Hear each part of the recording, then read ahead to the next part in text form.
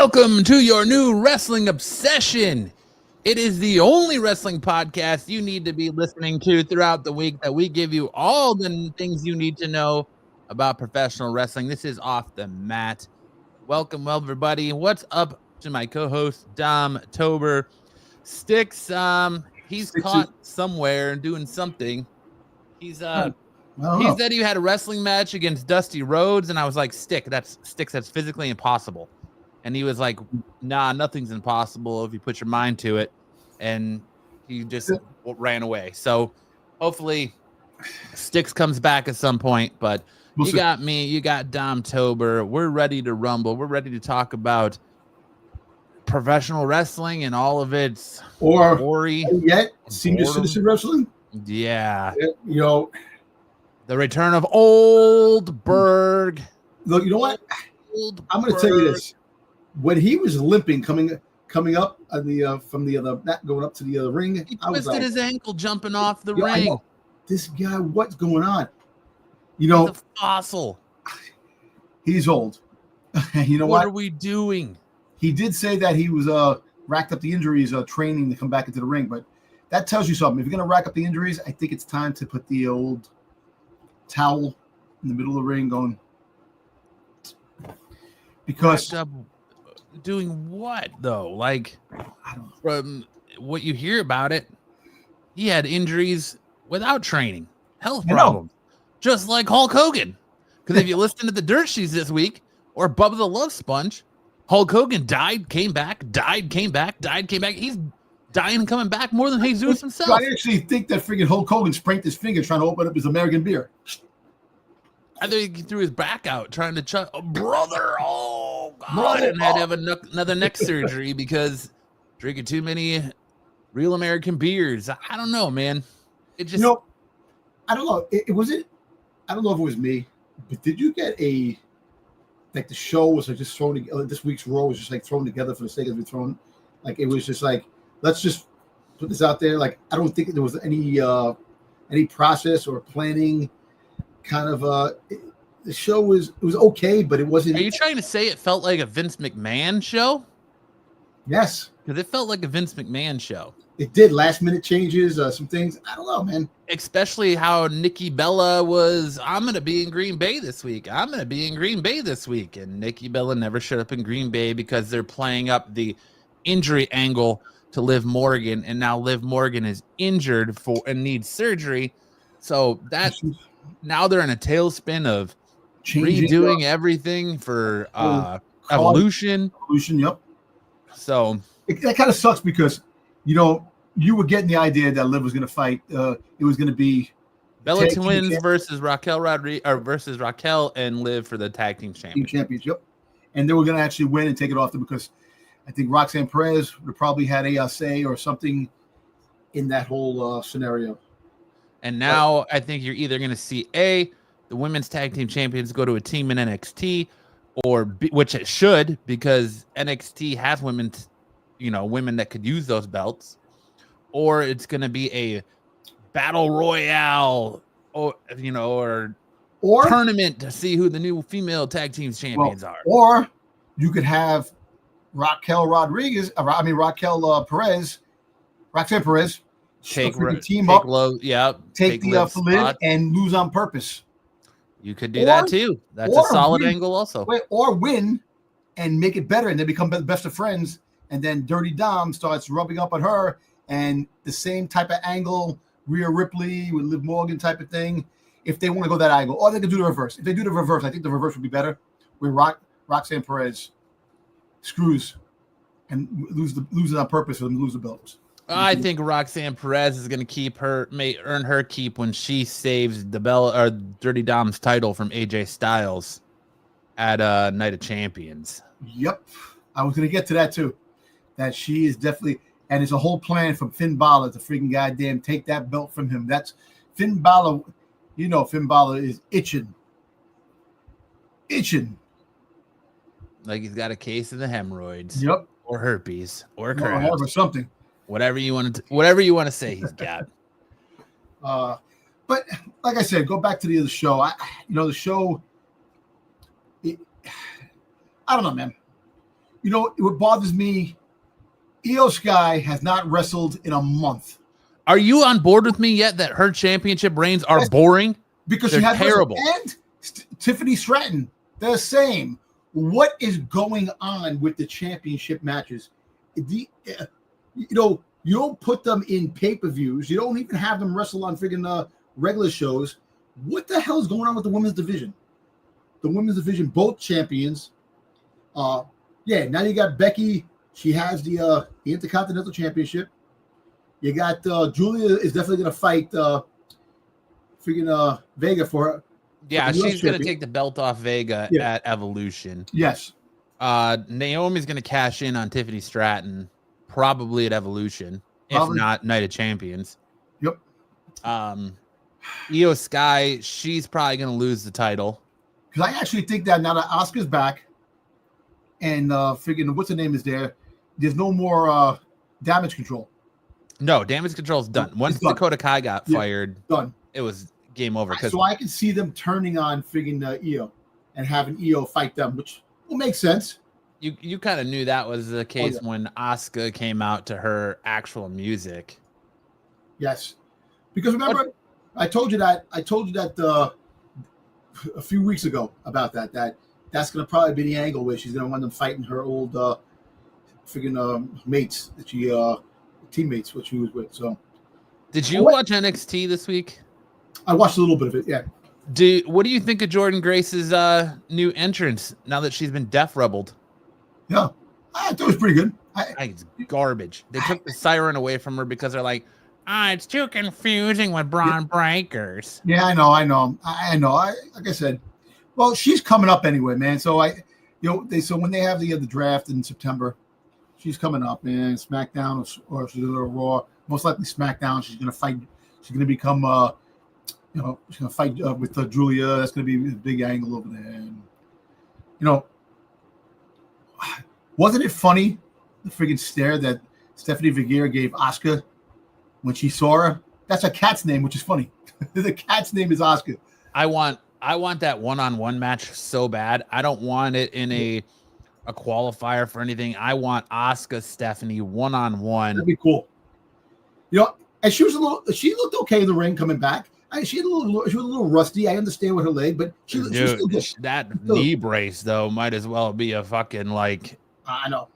That thing's huge. That's a huge brace. You know what? Huge knee brace. But she did a pretty good job coming back. I'm happy that she won. She did, but you could definitely tell that WWE protected her. Exactly. She was very protected. Yes, she was. I'm a little surprised she won, especially over Stephanie. I didn't expect that, but I kind of knew it. I think I got other things for Stephanie. See, me personally, I still think that Stephanie is going to wind up tag team champions, maybe with Rhea Ripley down the road. Because but I get this weird feeling that we might be finding our way towards Becky versus Stephanie for that Women's Intercontinental Championship. That could be right now, but it's all about Bayley. I think we'll see that probably at Royal Rumble. I think they'll hold that till Royal Rumble. Maybe. That's a big match. SummerSlam. I think SummerSlam Becky will be SummerSlam. Yeah, you're right. I think because of the landscape of what's going on in Saudi Arabia, I don't know how many women's matches we're going to get at Night of Champions. It's another thing too. If this is the thing, I think SummerSlam is going to be Becky, Bayley, Elira. Not getting political or anything like that, but the whole fact is that in real time or what's going on, it might not be a good idea. That's the whole thing. WWE don't. Well, TKO. I don't know about TKO, but old WWE don't care about that. I know. There he is, Stick Boy 73. Finally joins us. Stick said his internet is so bad he's stuck in last week, so he's ready to go over Money in the Bank. Yeah, right. That was a great match, Money in the Bank, huh? But yeah, I agree with you. Raw this week felt very. SmackDown was a show. Yes. though. Yes. SmackDown was a show. Yep. And now SmackDown in August is going to go back to 2 hours. 2 hours, which is good. Actually, no, it's July. Is it? No, July 4th. The July 4th show is going to be 2 hours. 2 hours, which is good. You know what? Because USA Network was like, I think we'll finally start making original content again. They have to. So, or SmackDown was a show. Yeah, SmackDown was pretty damn good, man. I enjoyed SmackDown this week. Here's the other thing that's bugging me lately. Seth Rollins. Yes. Wins Money in the Bank. Yep. They have all this whole thing about his group. He's been non-existent the last 2 weeks. Just shows up to show off his Money in the Bank briefcase on Raw last week. Then he just shows up at the end of Raw this week for a few minutes. But you see, that's the whole angle with it. The fact is that I still think that because he's got the Money in the Bank, he can beat Roman Reigns now? No, but see, that's the thing. That's the angle they're going to put it. Because look, Roman Reigns is coming back. Night of Champions is going to come. Either Night of Champions will come back. Friggin', he's not coming back in. What's the one that's coming up now? Night of Champions, right? Night of Champions. Yeah, Night of Champions in Saudi. I don't think he's going to Saudi. I don't think he is either. I think they're going to hold him until. I think he comes back Saturday Night Main Event. Probably at the end, but the fact that I don't think that Seth Rollins is going to lose the Money in the Bank. He's going to try to cash in. He's going to try to cash in between Gunther. See, this is the problem. We think that he's going to try to cash in with Gunther and friggin' Goldberg, but there's a lot of the dirt sheets are talking that he's going after Cena's belt.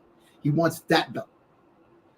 So it would make sense. Yeah, it would make sense. So I could see him make the attempt to come out and not do anything, make the attempt, play along with it, and an angle where someone steals the bag, like always, that he can't do it.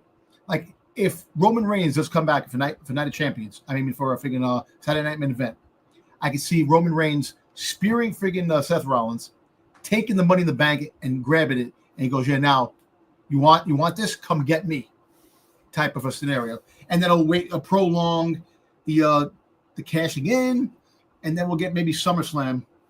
We'll get the Seth Rollins versus Roman Reigns in SummerSlam, which is a big match because Roman Reigns has to win. He is over against Seth Rollins. You think so? I still think we're getting CM Punk, Roman Reigns versus Seth Rollins and Braun Breaker. Yeah, soon. It's going to probably be Night of Champions. No, I think that's SummerSlam because it's too soon. Night of Champions is next Sunday next Saturday, so it's too soon for that. I think they're gonna. I see. Punk's gonna lose, and I think Seth is gonna cost Punk the title at Night of Champions. So there's gonna be, shenanigans that cause Punk to lose the title, or not lose the title, but lose at Night of Champions because of Seth, which is going to send them back into a angle with each other. And I think at Saturday Night Main Event, Rollins will try to cash in on Gunther and Goldberg. And that's when Reigns will come out and break that up. And then take the Money in the Bank. And then him and Punk will form an alliance, and him and Punk will fight Seth and Breaker at SummerSlam. Yeah, and that's when we'll get the new member. The final member of Seth Rollins' group. Ricky Starks. It's Ethan Page. It's Ethan Page. I know. That's an I wish Wild Ethan Page appears. Imagine, if Ethan Page was on friggin' Raw, like I said, I don't know. We'll see what happens, man. Like I said, I would love the fact that, it'd be Ethan Page, but it's going to be somebody else, man. It's definitely going to be either Sammy, because Sammy's turning heel. He's turning heel, Sammy. I don't think so, man. I think Sammy is staying face. Sammy's going to stay face all the way until WrestleMania next year because he's winning the Royal Rumble in Saudi Arabia. But let me ask you a question now. Sammy, does he lose the opportunity? Does Karrion Kross screw him to make him lose his chance of winning the King of the Ring? You know what I want to see? I'm going to say no. I think he's going to just lose it straight up. I want to see Sammy go down. If he's going to turn heel, make it interesting. I want to see Sammy go down this road where eventually he just goes on this losing streak. But he did go on a losing streak at one time. Well, and you just have Karrion Kross getting in his head a little bit more, a little bit more, a little bit more, a little bit more. And do a sell your soul. I know you're doing this. They're trying to pivot. If you watch John Cena's promo on Friday night, they're pivoting away from the John Cena sold his soul to the Rock storyline. All right, you know what? I'm gonna tell you. So you could have Sammy sell his soul to Karrion Kross to help him win, because otherwise he's never going to win the big one. So a friend of mine at work who's a big wrestling fan, Hector. So he's he's made up. You know, the minute you said his name was Hector, he's made up. Yeah. So apparently he came up with an angle. He thinks that John Cena starts turning back face after he sees how corrupt Seth Rollins got, with the championship. He starts to really rekindle and think, what am I doing? Why am I doing it? And that's how he turns back to being good again, because he sees how corrupt and how freaking diabolical freaking Seth Rollins is. And that's why the angle between Seth Rollins and John Cena is much more interesting than Seth Rollins with Gunther right now. Gunther's fucking great, but I think Gunther's going to be going off. There's going to be other things with Gunther. You also have to think about it, though, in the way of shows. Becky and Seth are married, so they're not going to split them up. Yeah. So if Seth goes to SmackDown, that means Becky's going to SmackDown, unless they flip championships to where Rollins would win the WWE title and stay on Raw, and then they send the World Heavyweight Championship to SmackDown. True. So that means that they would have to send Gunther to SmackDown. But also keep in mind, LA Knight is in the mix. So maybe it's not going to be Roman Reigns. Maybe we're going to get CM Punk LA Knight versus versus Seth Rollins Braun Breaker at SummerSlam, and then screwed Braun Breaker too. So and then Roman comes back at SummerSlam and starts a program with Seth to take us to Rumble next year or Survivor Series. Maybe that's where we get Survivor Series War Games, because if you notice, they're adding more people to this feud now. So you now have Penta showed up Monday night in the Jey Uso match. Yep. So you've got Penta in this now, Jey Uso in this, LA Knight, CM Punk, Sami Zayn. So you got 5 right there. And then Roman Reigns would make 6. So then, War Games is 5-on-5 though, right? Yeah. So somebody would have to be part of it, but then get out. But they're saying that there's going to be a big feud between LA Knight and Seth Rollins and Braun Breaker and Bronson Reed. So LA Knight is definitely in the mix for the next couple of weeks with Seth Rollins and everybody. Well, yeah. So I mean, maybe I don't know. Punk. I don't know if they just added Penta to it right now because Punk's out of it because he's feuding with Cena, or what's going to happen. But so I think that was a surprise to me that Penta came out to get involved in that match. I know that was kind of cool. I like the ending. I do like that part. It reminded me of the Attitude Era where it was coming out at the end. I like that. See stuff like that gets me excited. At the end, you see the face-to-face between Seth Rollins and freaking goddamn Cody Rhodes, which is very interesting because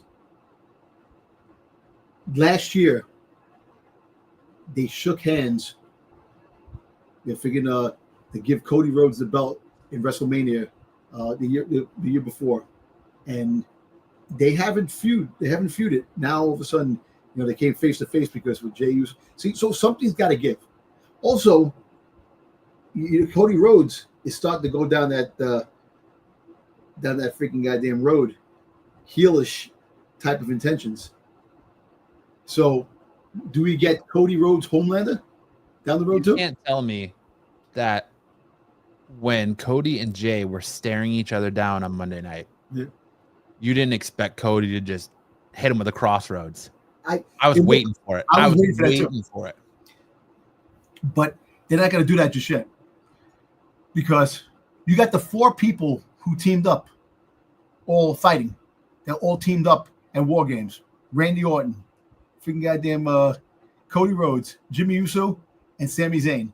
Those 4 are fighting for the King of the Ring now.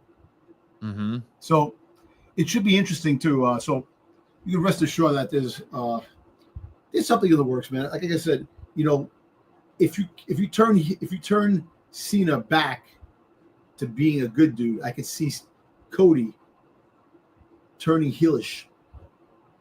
I know he's a face, but you know that Homelander freaking angle they've been talking about for a while. You know, is in the it's in the mix. It looks like it's in the works. Who do you see winning King of the Ring? I see. At first, I thought Sami Zayn would win it because Sami Zayn is gonna, you know, Sami Zayn wins and gets it, and then Karrion Kross kind of like tells congratulations, but you're not. But I don't see Jay winning it. Jay's not winning it. You don't see Jay winning it and them doing Jay Gunther 5 nope. or 6? Nope. Listen, maybe Randy Orton, because he's been getting kind of like shafted a lot, you know, with certain things. I could see him coming back, winning that, getting the opportunity to win go for a championship, and him going after Gunther. You know, I'd rather see him fight Gunther, even though they fought already, but a round 2 with them fighting, which would be kind of cool. But like I said, Cody, I don't think Cody's gonna win. It's either Sammy or freaking Randy Orton. I think Sammy's gonna win to go to Saudi, but I don't think he's gonna win the whole thing. I think he's gonna lose in Saudi. I want to say Cody because, you know, you're gonna have Cody. I think eventually. I think the writing's on the wall that Cody's gonna take the belt off Cena. But you want to hear something funny? I don't want to see it happen at SummerSlam. You want to hear something funny? It's kind of crazy. You think about it. John Cena will fight Gunther at Saudi if Gunther doesn't lose the belt to Goldberg or whatever. And Seth Rollins, all 3 heels. There are 3 heels that are going to be fighting each other. How do you get Gunther's going to fight at Saudi? You think Gunther? No, Gunther and because the 2 champions have to fight. Remember, they have to check for the other crown. That's the thing. The champions fight each other at Saudi. So you have 2 heels fighting each other. Plus, you have Seth Rollins, who's a heel too. Where are you getting that from? Because Cena's fighting Punk at Night of Champions in Saudi. What's the crown jewel? The crown jewel. Crown jewel. That's in Perth, Australia. Australia. That's what I meant. Crown jewel. So if Cena holds onto the belt and Gunther holds onto the belt, and freaking Seth Rollins keeps the Money in the Bank, you have 2 heels that are going to be fighting for something, plus a heel with the Money in the Bank. That's unheard of in wrestling. That's if they still keep going through with that stupid Crown Jewel Championship / AEW Dynamite Diamond Ring. Yeah, I know, but BS angle. But definitely, it's kind of cool. It makes you think. You get the whole heel vibe. I like that. I think that's badass if you have 3 fucking heels going at with each other. It's interesting. I like that. I like the heelish figure Basada going after the heel. It's pretty cool. Instead of having fucking good guy, bad guy, have bad guy versus bad guy. Have bad guy versus better guys. Shit like that. I like that. Do you really think that Saturday Night Main Event is going to be Goldberg's retirement match? Do you really think this is Goldberg's retirement match? The way he was limping and the way he looked, I can rest assured that's his last match. You don't think that Goldberg deserves he deserves a big SummerSlam retirement match, not a Saturday Night Main Event? You know, I was thinking about that too. You know, to have that match, I think maybe it's the warm-up to the big match at the end, SummerSlam. You're right. I was thinking that. But he's just too banged up, man. You know, and for his age, he's 50, 56, 57? Yeah, he's pushing 60. 60. To be injured like that and to have those injuries, they don't heal, man. They don't heal as quick as they used to. So that once you get to a certain age, man, your body shuts down, and it's very small progress on injuries that take place in the body when you get older. So maybe it's a test to see how he is in the ring for this, and then have him say, listen, I'm gonna have a retirement match in SummerSlam. But then if you do have a retirement match, what wrestler would you want him to fight? That's That's the $1 million question. Like, I could see him in an angle with somehow it leading to Seth versus Gunther versus Goldberg at SummerSlam due to the interference at Saturday Night Main Event. Hey, Seth Rollins never fought Goldberg, did he? No, I don't really know, honestly, because like I don't know, man. After he wrestled Bray Wyatt, took the title off Bray Wyatt, then I can't remember who he wrestled in Saudi that he like dropped on his head. That they were like, it's the worst match ever. I think it was like Dolph Ziggler. No, the Undertaker. The Undertaker. Okay, Undertaker. And it's just, dude, Goldberg just doesn't. If he can act, did you see him on Monday Night Raw? Yeah, he's lost weight. He's lost muscle mass. If he can even pick, he's hunching Gunther over. You see, he's hunching over. You're next, and the way he's hunching over, yeah. Because if you look at the other time he fought other wrestlers, his posture was up straight.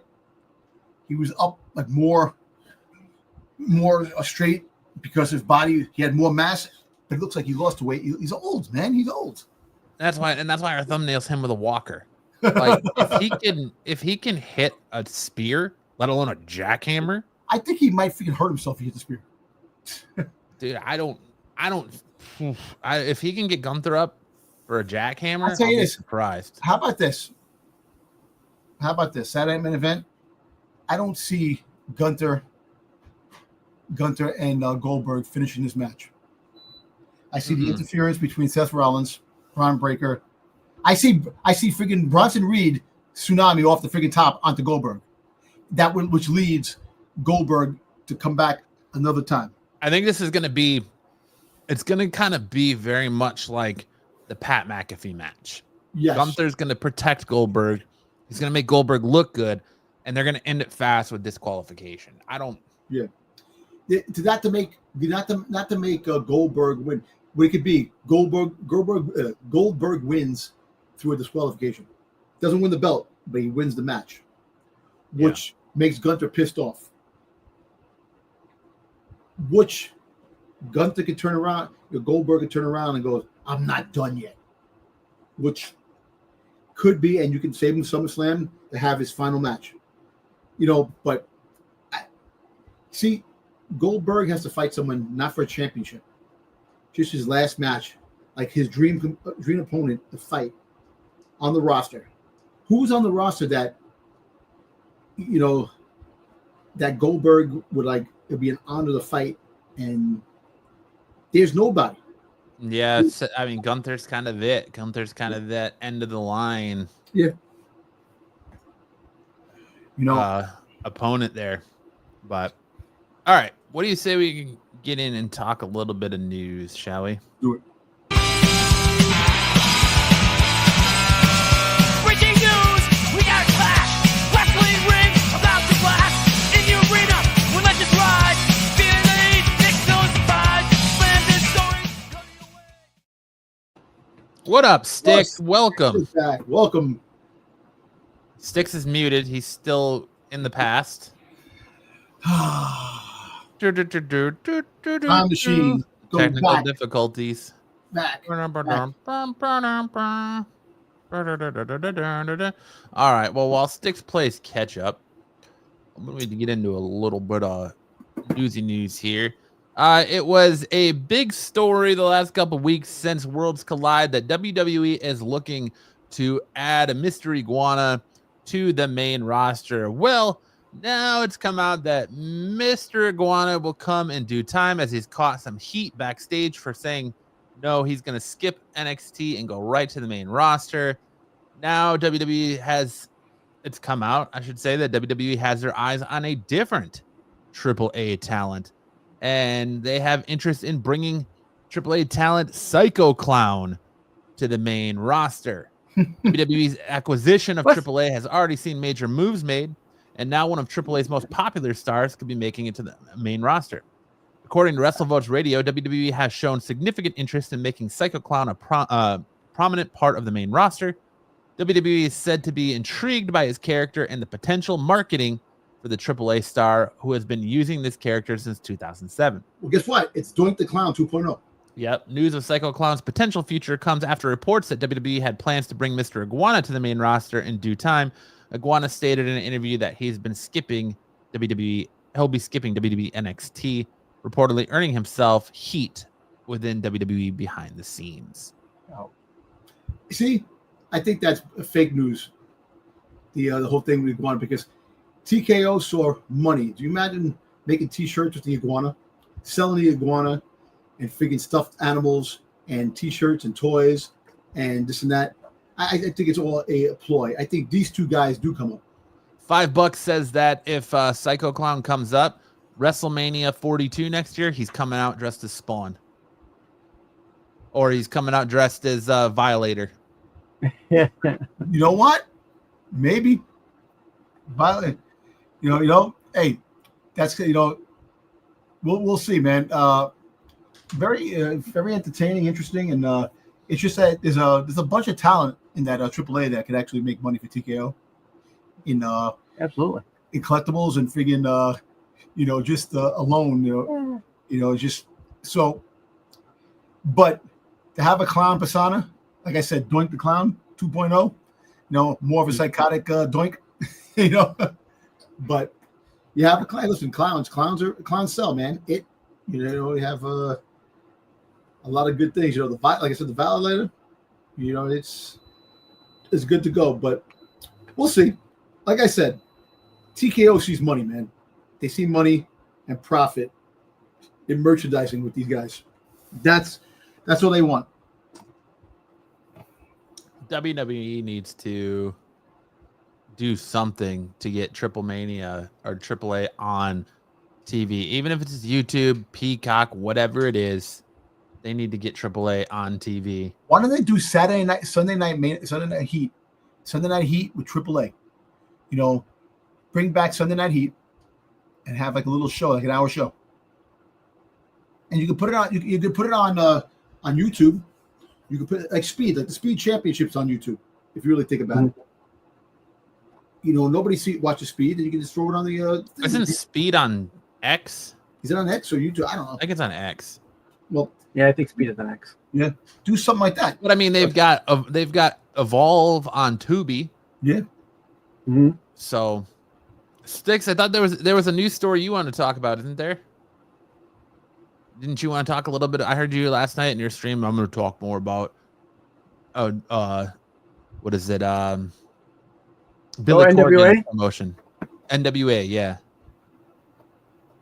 Yeah, well, last week I talked a little bit about them getting that Roku deal. The Roku site is now up. You can now go onto Roku and watch the NWA back catalog. I don't know how far back it is. I think it might go back just a few months, though. I don't think it's a full catalog. But that is live now on Roku. So if you go into your Roku, I think just type in NWA. I think it's Power with 2 R's.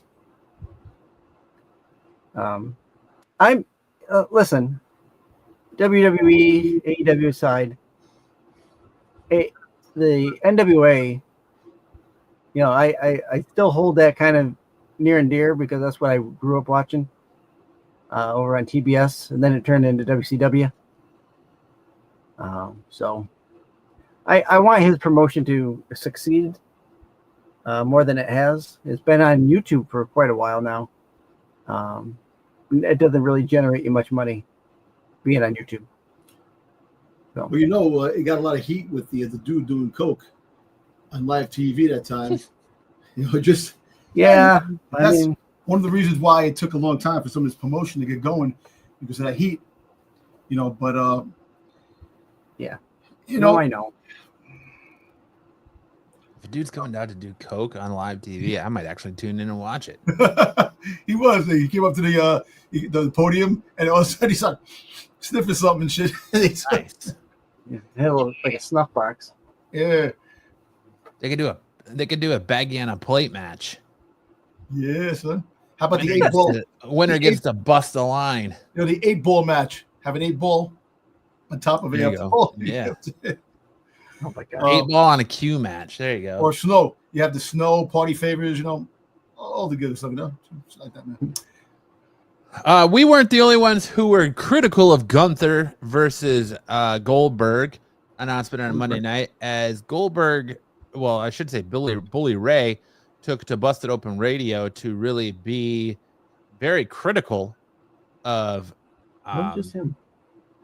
Goldberg, and he made some comments about how WWE should have played this off, and that why does Goldberg think he should get to the head of the line and just automatically get a WWE Championship match. But Goldberg went on, what was it? He went on a show this past week to kind of take shots back at Bully Ray. We all know Gunther will defend his World Heavyweight Championship against WWE Hall of Famer Goldberg at WWE SummerSlam, or Gunther, I should say, unless I said Goldberg, I can't remember. WWE Saturday Night Main Event on July 12th. The event will be held at the State Farm Arena in Atlanta, Georgia, and broadcast live on NBC and Peacock. During a recent appearance on the Busted Open Radio podcast, Bully Ray criticized WWE's direction for the Goldberg versus Gunther feud. Goldberg responded to Ray's criticism. Goldberg said, "I was 176-0. I don't have to stand in frickin' line, so Bully Ray can bite me. But everybody's got an opinion. Bully Ray has a podcast. Hey, so do we. That's about wrestling. Hey, so is this one. So you're obviously going to chime in and give your 2 cents, and I love him to death, and I respect his opinion." Well, I hope you respect ours too, Goldberg. But opinion is like an asshole, and everybody's got one. So, I mean, that's fine. Everybody, oh, Goldberg's limping to the ring. Goldberg's small. Goldberg's old. I'm freaking old. What do you want me to do? Turn the clock back? But show me another 58-year-old dude that's willing to go out there and do this. I mean, there's a couple, but I'm going to hopefully surpass their performance. And at the end of the day, I'm going to surpass my performance in the past. I don't know, dude. I don't know, Goldberg. I think you're going to end up like Hogan when you try to go for a jackhammer. You might slip a disc and be dunzo. That's what I'm saying. I think that is going to end in disqualification. It's not going to go a full match. You're going to have Seth Rollins and gang come out, and it's going to be that's how it's going to end. I don't see, because do you see the only way you could really protect freaking Gunther and not make him a joke, you know, have him, you lose the belt to Goldberg, but Goldberg gets to stomp and lose the belt to Seth Rollins, and protect him with him not losing to Seth Rollins. And see, this is why I think Jay might win the King of the Ring, because they just take the belt off Jay to have this match, and then they're gonna have Jay win it back. No, because they got a lot of heat from Rikishi and people that, you know. Hey, Dom, can I tell you something? I want to tell you something. 4 letters, 1 word. Yeet. No, you're right. You're right. You know, and we were talking about that. It's either, like I said, you know, I don't see him winning. I don't, but you're right that it could be just for this to make it get this fight in. But then again, you take the shine. Like I said, this can't be his retirement match. This can't be. One last match against Gunther, and that's it. They're not calling it a retirement match. What happened? People are saying it's a retirement match, but they're not calling it a retirement match. Exactly. That's the whole thing. I think that's going to be a stipulation to be named later, because I think you're going to have Goldberg show up in the next couple of weeks on Raw, and you're going to have them have their little confrontation, and I think that's going to be a stipulation to be named later. If Goldberg doesn't win the title, then he's got to retire. You know what? Yada yada. But like I said, I could see it. WrestleMania 42. Oof. Fights Brock Lesnar. Not happening, bro. It's not. Brock is done. Brock is done. Yeah, I don't see Brock coming back unless you don't think Brock's gonna come back with freaking goddamn Roman Reigns to help. Brock ain't coming back. I've said it before. I'll say it again. Help him fight Seth Rollins again. Think about it. Dude, I said it before. I said it again. Until Until this Zilla, right? Grant stuff is done, Brock Lesnar's not coming back. because it's only a matter of they've already dropping his name, and they already name dropped him as being the one that, you know, she sent pics of her pissing to. So it's only a matter of time before Goldberg's name is officially added to this lawsuit. I think if he goes back, they're gonna go after him. The fact that he's staying away, they're kind of leaving him alone. The minute he goes back, it means that he's signed a big payday and he's got money again, more money, and they're gonna go after him for it. So I think he stays away, man. I don't see Goldberg coming back until that's all settled and done. He's gonna stay away until they make a deal, and they can't come after him. Yep. Until he John Laurinaitis it. Once she draws up a deal, the defense or prosecutor, whatever it is, and she can't go after anybody anymore for that, he'll come back. Until then, Ethan Page. No. Well, there you go. Yeah, pick a different one from your hat there, Dom. But dude, no. Goldberg has stay on brand, Dom. Stay on brand with Ethan Page. No, Golden. Freaking Goldenberg. That works. He should come out to the Golden Girls theme song. Because Thank you you for made me being a friend. You made me think about this girl sent pictures to video to Brock Lesnar taking peas. So golden showers. I was about to say golden shower, but Goldberg, you know, he needs a legitimate fighter to fight. That if he's going to retire out in style, not just that. Like John, I can see John Cena. Dude, that's a better thumbnail. You just gave a better thumbnail than I made. Goldenberg would be hilarious. Goldenberg. Yeah. Good old Goldenberg. Goldenberg. I can't tell if Styx is just really like standing still or if he's frozen. He's frozen. Oh, he's like stuck in that lost him again. Yeah. He got so excited by Goldenberg, he froze. Now, like I said, it should be interesting. So I'm going to stick with ends in disqualification. That is the fight. It's not going to be a full-out fight of Gunther winning full-out. Just to protect Goldberg, protect freaking goddamn Gunther. And like I said, if Goldberg wins the belt, he's going to lose the belt that night. Yeah, it'll be a cash in. Yep, cash in. But here we are. What has WWE done lately? Here we are online. How about screaming? Well, how about Seth this? Rollins cash in? Seth Rollins cash in. How about this? Do you want to throw freaking wrestling into a disarray? Have Naomi fucking cash in on freaking Goldberg and win the men's championship. How crazy would that be? That would be so crazy that I don't think it's ever going to happen. I know. It'd be so crazy that if it did happen, people will stop watching wrestling. I think that's so crazy that you have a better chance of winning the Powerball than seeing that happen. All right. Hey, you never know, man. It's a better chance of seeing Styx win it. That's crazier than Styx's John Cena losing and winning the title every other pay-per-view. Exactly. Now, actually, mine is much more crazier, man. You know, look. Hey, listen. After what we've had so far, you've liked that idea, so I'd be quiet. It wasn't legit. I think that idea was good, legit, but I don't know. WWE is a very fickle thing. That's why this Raw really felt like the Vince McMahon type of Raw because things were changed the last minute, storylines for this and that, and you got Liv getting hurt, man, which sucks. Oh my God. Oh, dude. AI for the win, boys. What happened? AI for the win. Are you ready? Yep. Let me share it.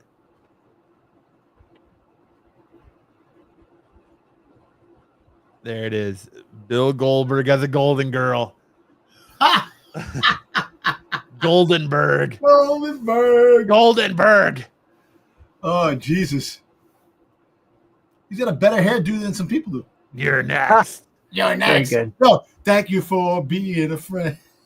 Thank you for being next. Next. Goldenberg.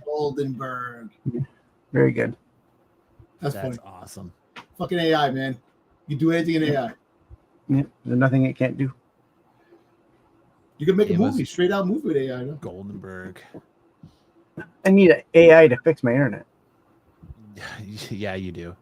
If he wasn't already the best heel in the business, This was crazy. Yeah. MJF was attacked by a fan at a hotel in Mexico after AEW Grand Slam Mexico. MJF's heel work at AEW Grand Slam Mexico proved to be so effective that one fan in attendance reportedly attempted to attack the AEW star. Fightful Select is reporting that a fan went after MJF at the hotel after the show, but the former AEW World Champion was unharmed. MJF said he had been okay and laughed at the situation and was proud to have been part of the incident.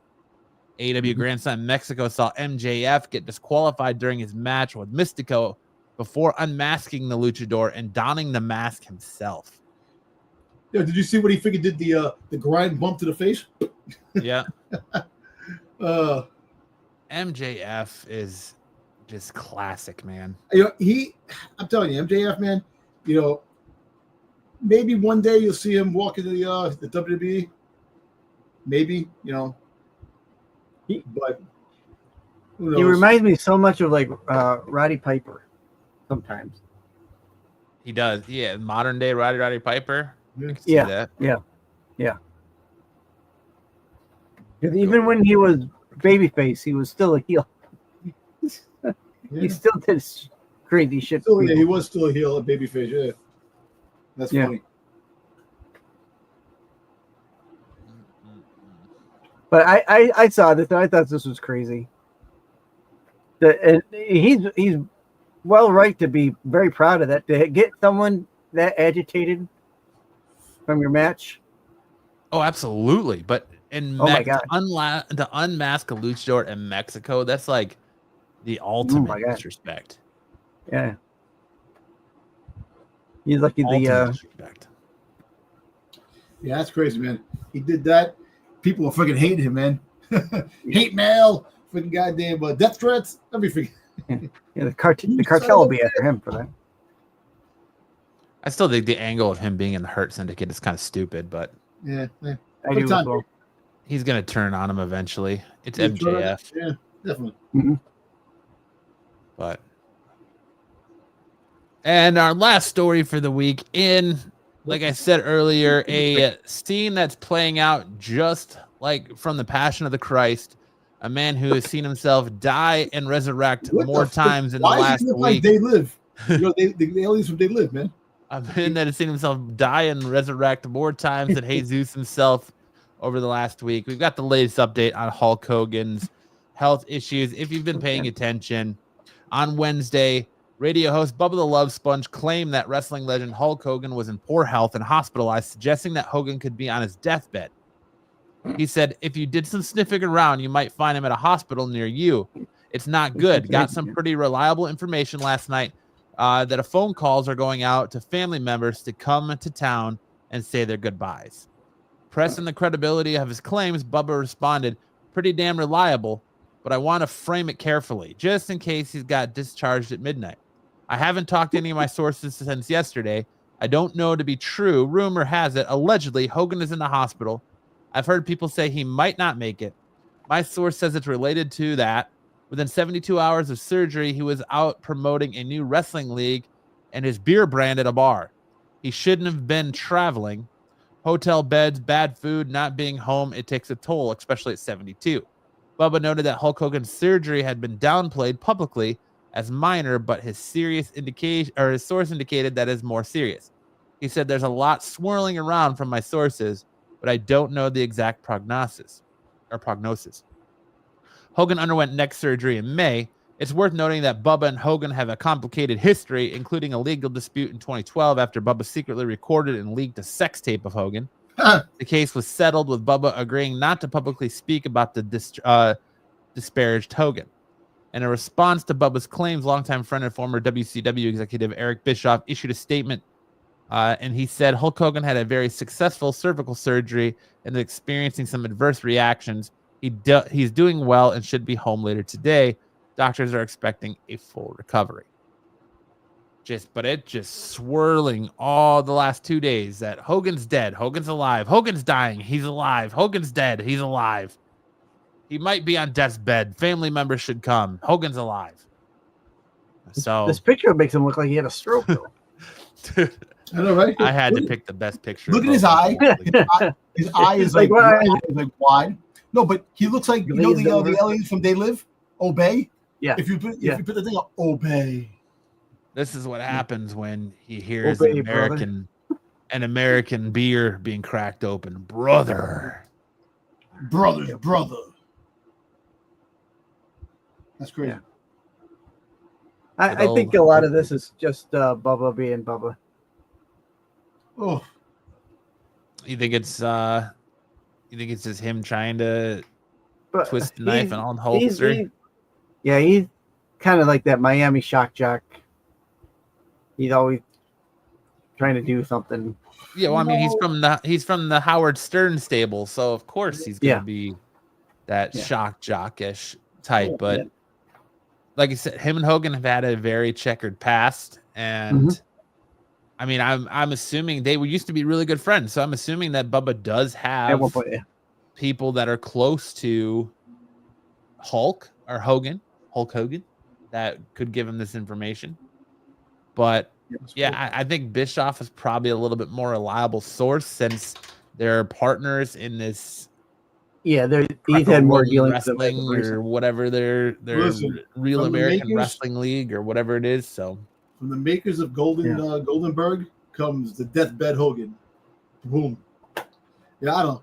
He looks like he's friggin' he's drunk, and he's just like shot. Let me tell you something, brother. What was I about to say, brother? I forgot. What they say? Yeah. I pooped my pants, brother. I pooped my pants.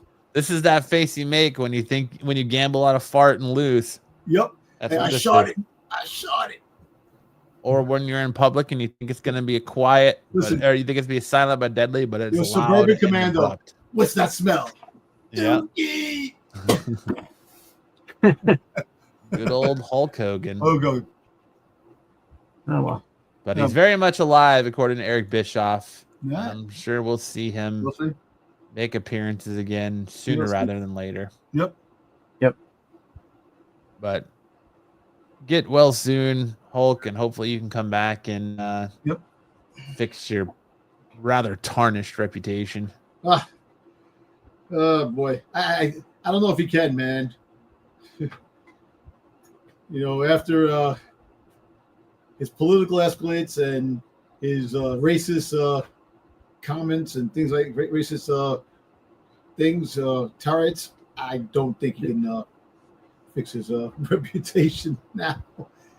Yeah, that's a tough one to come back from. Yep. Good old Hulkster. But all right, that's it for news. We're going to get into our reviews of last week's SmackDown, Raw, and NXT. Are you guys ready? Yep. Talk a little bit about the shows? Yep. All right. Ignite tonight, wrestling fire burns so bright. In this review, we'll show what's true. Breaking barriers, breaking through. This is our review for SmackDown from Friday, April 13th, 2023. The show kicked off with John Cena opening the show. He says, Wrestling Mount Rushmore is John Cena, John Cena, John Cena, John Cena, and John Cena. There might have been one too many John Cenas. There have been some great wrestlers and talkers, but nobody in the past, present, or future is comparable to him. The very reason he will always outmaneuver you is because he's smarter. He's always 1,000 steps ahead. Cena explains he has executed all of his plans so far. If CM Punk really wants to take this, he has to admit to being a hypocrite. Seth Rollins will never take the chance of cashing in Money in the Bank while Cena holds the title. He is the greatest of all time for a reason. Nobody holds the right to hold his title ever again. Cody Rhodes enters. He asks Cena if he has such a master plan. How is it that he was staring up at the lights and he was pinned at Money in the Bank? Where does that leave them? Randy Orton enters. He knows for a fact that if it wasn't for a certain someone, he did not mention R-Truth, which was weird, he would have been beating Cena for the title of Backlash. And now he has to do anything, and it means anything that it takes, even taking out someone like Cody Rhodes. He will do it. LA Knight interrupts. He's the sore thumb standing out here. LA Knight knows for a fact that Cena's master plan did not include him. He gets to take everyone on their way to getting what is rightfully his. Cena doesn't care for this, so he begins walking out. Ron Killings blindsides him. Cena gets beat down until security rushes to stop it. Good opening promo. It's good that they're including Los Angeles Night, or whatever you want to call them. If you want to call them Louisiana Night. Yep. If you want to call them any of his many monikers, I guess. Thanks to R-Truth. But it was a good opening promo. No, it was. It was. I thought it was solid. We open our first match of the night with a King of the Ring qualifier round, which saw LA Knight versus Randy Orton versus Aleister Black and Carmelo Hayes, with Randy Orton picking up the win. That was actually a pretty decent match. Yeah, I like Randy Orton. I don't know. I'm going to give you something. I don't know, that I seen in SmackDown. Keep those pictures to yourself, Dom. I've told you that 1,000 times. Also, my friend, again, we're talking. Did it seem a little peculiar that him figured he gave a look to Ron Breakker, the type of look that meaning that he could become the next member of Seth Rollins' group to push him. Who's him? Freaking Randy Orton? Carmelo Hayes. You're talking about Carmelo Hayes. No one talks about him. Who's him? Him. That's him. He's him. Yeah, him. Carmelo Hayes. Warlock. So I am him. Think about it, man. That would be something that out of left field that no one saw really coming. Carmelo Hayes, especially Carmelo Hayes. Yeah, exactly. Right. Exactly, because he didn't see the RKO coming when he freaking went to go jump on. But I think that'd be actually pretty cool. You push him, put him with the group. He does need a push of some sort. Yeah, because that'd be a hell of a push. Because think about it. He was pushed right into tag teaming with the Miz. Exactly. So you put him in a situation like that would actually give him more exposure, and you book him better matches and stuff like that, and he'll become a better player. But let's see what happens. Like I said, that's just a speculation that kind of you think about when you observe the matches and see things like certain like hints and things like that, like in the background. When you see things in the background of certain of the promos and stuff like that, you never know. Like, we'll see as the coming months come by that Carmelo Hayes could be part of Seth Rollins' group. You don't know. We saw Jacob Fatu walk to the ring. He says, just because you come from the same bloodline doesn't mean you get to take all the credit. This is why he had to remind Solo Sikoa. Speaking of Solo, he appears on the Titantron. A year ago, he brought him here, and he was doing nothing. He became a star and a champion, all because of him. Sikoa will welcome him back with open arms if he says the 4 words, "I love you, Solo." He brought him into this world and take him out. That's kind of a cheesy promo. That just goes to show you how bad Solo Sikoa's promos are, that he probably can benefit from having a writer. He needs one of those guys that needs a promo writer. Anything's better than watching old Bill Cosby comedy. Yeah. Chelsea Green video calls Nick Aldis to tell him she won't be there, so he has to postpone her Queen of the Ring match. He has other ideas, which is to replace her with Alba Fire.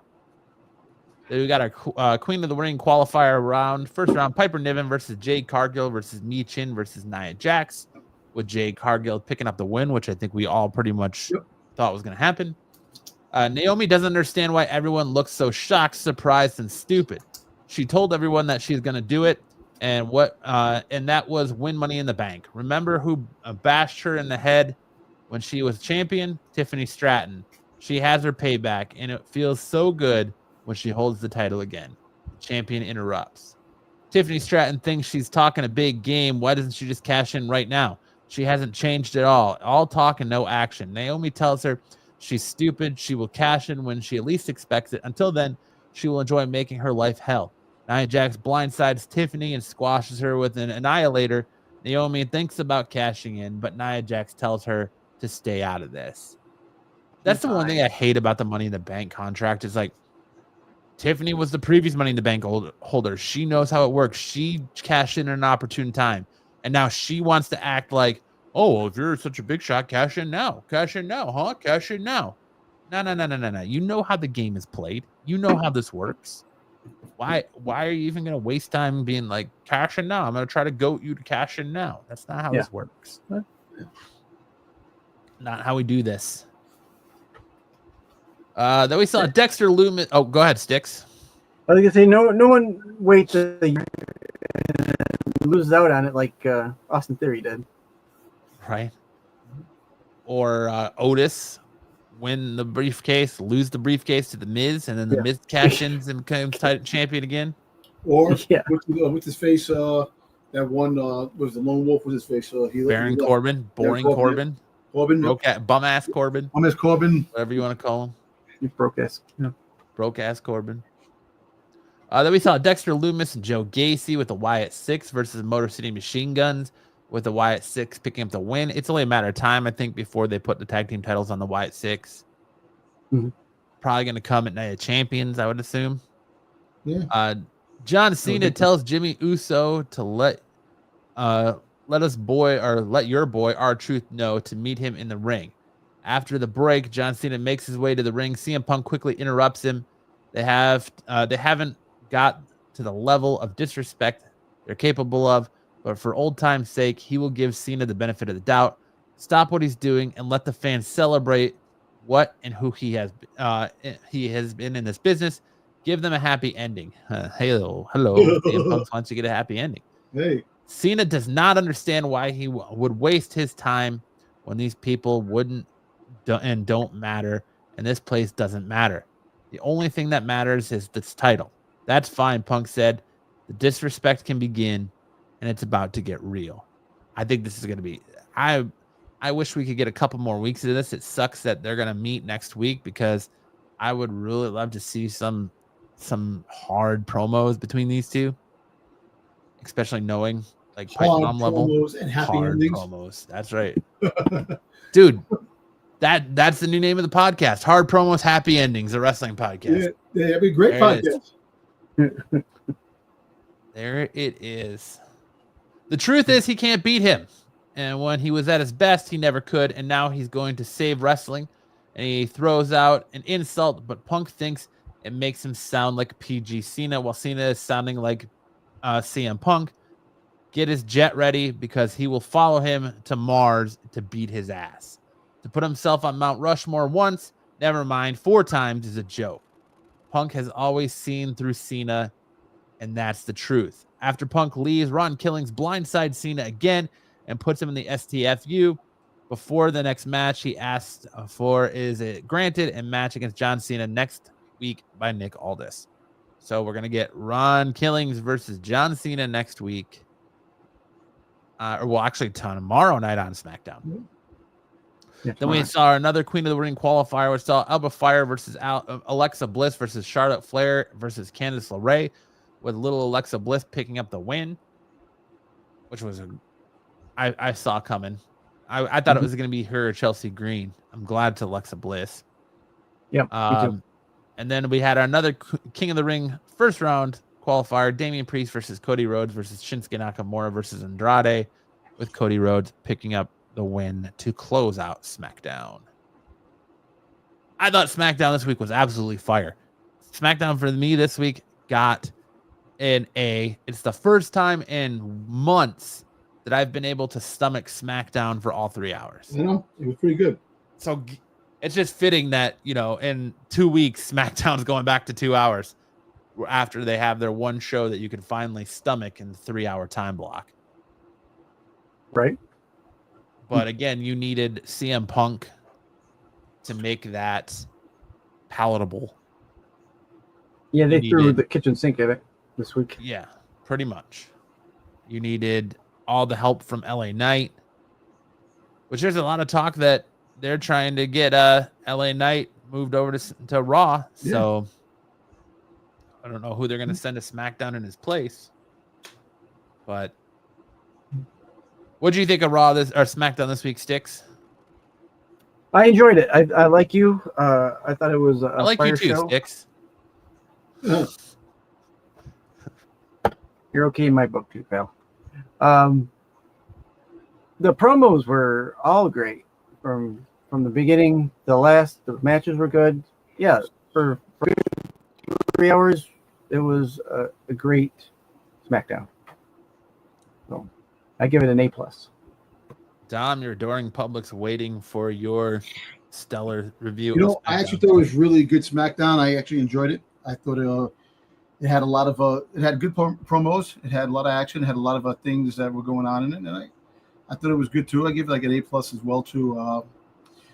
You know, SmackDown is usually the redheaded stepchild to Raw, but after watching Raw this week, I kind of really dug SmackDown last week a lot. You know, if we can get more of that on SmackDown would be a really good show.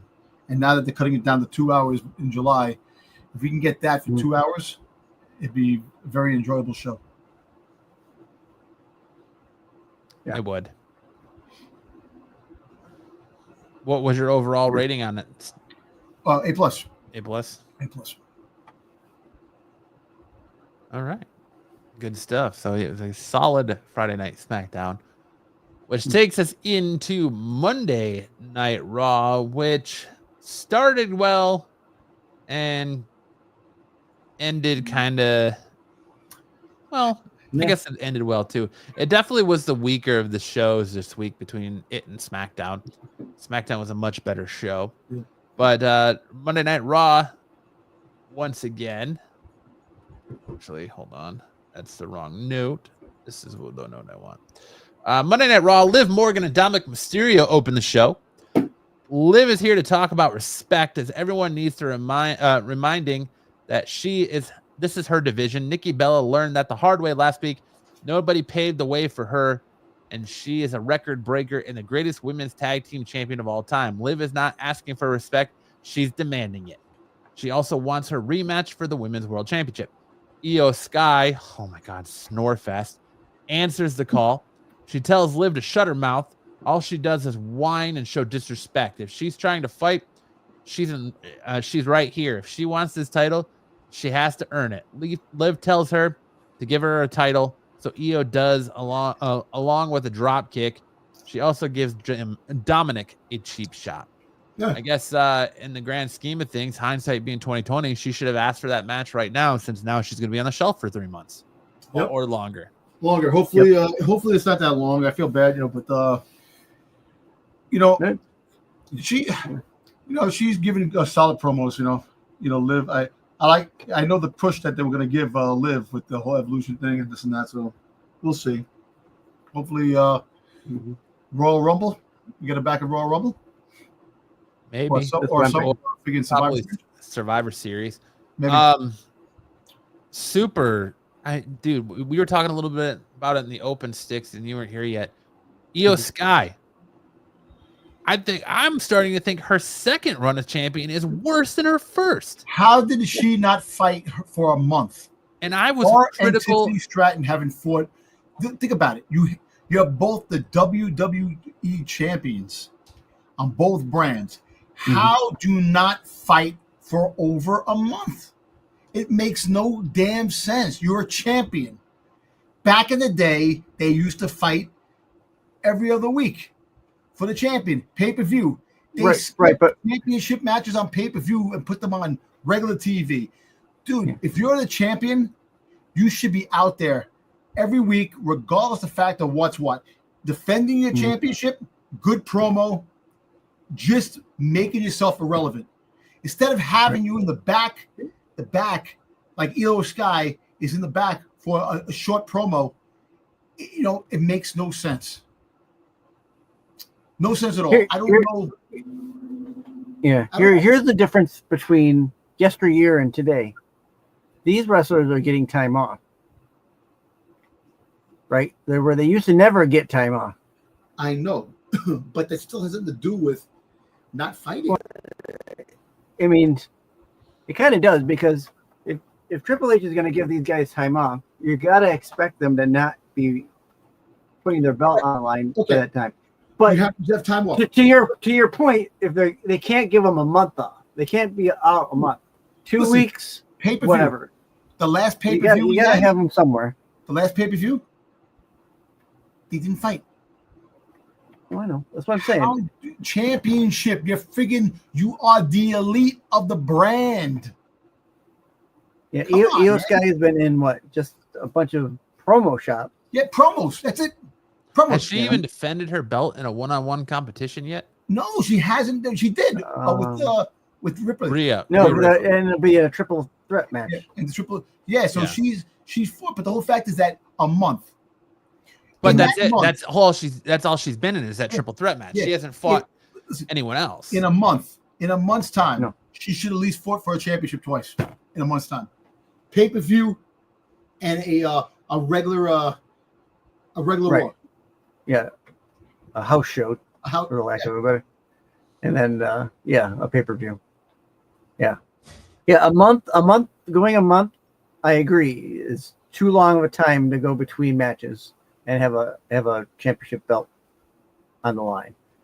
2 weeks. I mean, 3. I've been saying it. I've been saying it since Royal Rumble, since everyone was crying that she didn't win the Royal Rumble. Her first run was bad. It was boring. Her second run is boring. She's not defending the championship. That's why she can't promo. Her promos are weak, and that's a language barrier. I give her that. But all she does is come out and do this and then drop kick somebody. And she's just not. It's not it. She's not it.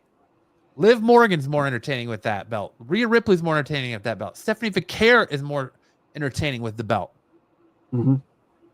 Io they just can't figure out Io as a champion. And I feel like the crowd's just giving her grace. But like I've been saying, man, she's not, it's not there. Right. The people like her, but what she's doing isn't panning out. It does suck. And as much as I don't want to admit with Matt, because Matt knows that I like Io Sky, I do like her. I think she's she's fun as a champion. This and that. Yes, you get the language barrier that makes the promos a little stale because it's hard for her to, but at least fight. I don't dislike her. I don't think it's her fault. I don't dislike. Listen, I know you don't dislike her booking. It's her booking. Exactly. But that's what WWE does. Come on. We said it before. The Intercontinental Championship, Women's Championship, the USA Championship, these damn titles should be in a constant thing. Yeah, you have all these freaking pay-per-views now, but all hands on deck when it comes to the big pay-per-views. And you don't even have the players in big pay-per-views either. Monday night, you're going to defend it on Monday night after the big pay-per-view. No, put her in the pay-per-view. Well, not to mention it seems like they can't juggle both titles at the same time. You had a major focus on the women's U.S. title, and the Intercontinental Championship took a back seat. Now you have Becky Lynch in the picture. The Women's Intercontinental Championship is in the forefront, and the women's U.S. title is kind of taking a back seat. They can't have both titles being hot at the same time, and I don't get it. I don't know why they can't. Back in the 90s, in the Attitude Era, and even in the Ruthless Aggression era, they had the Intercontinental Championship was almost more prestigious than the WWE Championship. Yes, and both of them were being defended. Dirty Dom, another one. He got the Intercontinental Championship. He's not even freaking defending it. Well, yes, he defended it. Money in the Bank. Yeah, Money in the Bank. Yeah, Money in the Bank. But still, And he's defending it at Night of Champions. I'm okay if it's on a pay-per-view. As long as he's defending it on the pay-per-views, I know. It's all right. He doesn't need to defend it every week. At least he's a fighting champion. But you're talking about Io, who has gone weeks without a match. Well, if you notice, all kidding aside, go back to Dirty Dom a second. His promos, the crowd is letting him speak now. He's getting more of an opportunity. They're not as loud as they were when he was the more of the heel. So that tells you that the things are changing a little bit. They're behind him now. Yeah. I think everyone's rooting for him to get Roxanne.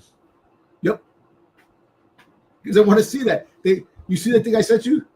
That I sent you? He has the pictures in the hands of Rhea Ripley, freaking Liv, and freaking Roxanne Perez. Dirty Dom does it again. But look, the bookings are bad. I don't understand why they can't get it straight and have these push these titles. It's funny. You have all these female matches, the women wrestling matches, and a lot of them mean something, and a lot of them don't. But the whole fact is, most of them don't. You should have next week on SmackDown. We're gonna have a women's battle royal to determine the next champion, the next person to fight the world champion, the Intercontinental Championship, or the freaking goddamn U.S. Championship. You got Bayley coming out. Bayley's gonna fucking win the belt. Bayley's winning the belt up, Becky. That's gonna. I don't think she is. I don't think she is. I'm telling you, I think they're gonna start building towards. They're gonna start building towards Stephanie Vakir versus Becky Lynch. I want to say at Evolution, if not Evolution, SummerSlam. Because I think we're gonna get Becky Lynch versus Bayley versus Lyra at SummerSlam, at SummerSlam. There's gonna be a stare down. There's gonna be a stare down before the match, or maybe we might even get an Evolution.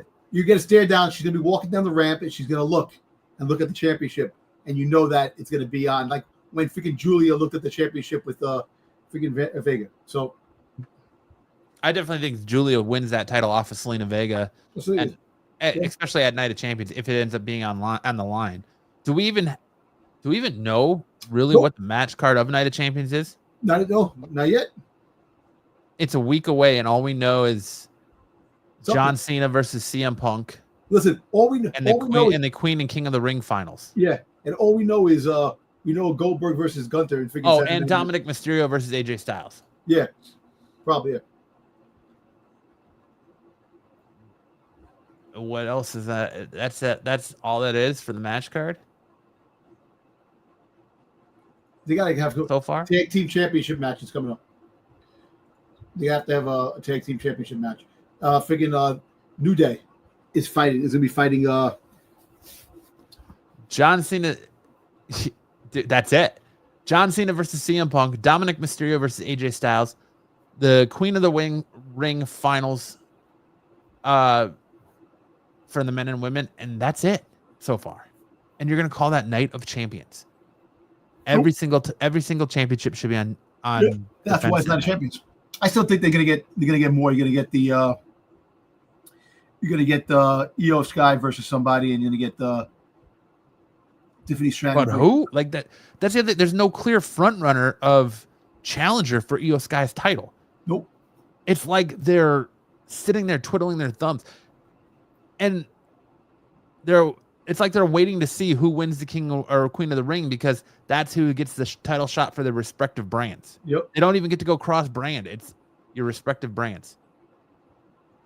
So my thing is that if you're gonna do that, you have the Queen of the Ring. She wins the SmackDown, right? Of course, she's gonna be fighting Tiffany Stratton. So what you do is have a battle royal for Raw to determine the champion for freaking goddamn Raw. Do something. Guess what? There's got to be more. We're not TKO. We're not the $1 billion business of TKO. We're just freaking podcasters talking a good game. Yeah, but we know more than they do. The women all have theirs on their own night, right? They have that with Evolution. So they have Saturday night main event. I want to say Evolution is all women. Yeah, all women so matches. Saturday night main event is July 12th, and then Evolution's July 13th. It's on a Sunday. Okay. So you're not going to probably get any women's matches that week for a Night of Champions. Well, maybe I think one. they have to. It's called Night of Champions. You're only going to I know have. it's called Night of Champions, but I think you're going to get Jacob Fatu versus JC Mateo, maybe. They've got to have more than just 4 matches. Queen of the Ring. Champions. I mean, Queen of the Ring probably going to be the one you get. How are you going to call it Well, Night also of we Champions? forgot to mention Maybe a Tiffany Stratton versus somebody by then. Hey Matt, we forgot to mention that this guy showed up at Raw SmackDown last week at a dark match. Oh, Hikuleo? Yeah. Yeah, Hikuleo showed up on, what was that, main event? Like a main event dark match? Yeah. That's why I didn't even really like touch on it, because it's not. Yeah. It's kind of like a who cares type thing. I mean, good on him if they've got him on main event getting ready instead of just facing jobbers and 5-minute squash matches on TV. But then we saw our first Queen of the Ring qualifier match: Asuka versus Stephanie Vakir versus Raquel Rodriguez versus Ivy Nile, with a returning Asuka picking up the win. What does that say about WWE stance on Ivy Nile when she's the only one that didn't get a televised entrance? They came back Raw, commercial fest of Raw. Mm-hmm. Yep. And it felt like it was like Nintendo Switch commercial. And then commercial fest of Monday Ivy Night. Niles in the ring already, and her entrance music is over. You don't even hear. What is her entrance music? I forgot what it sounds like because you don't hear it anymore. Right, you never hear it because she's always in the ring after commercial. That sucks, man. She deserves better.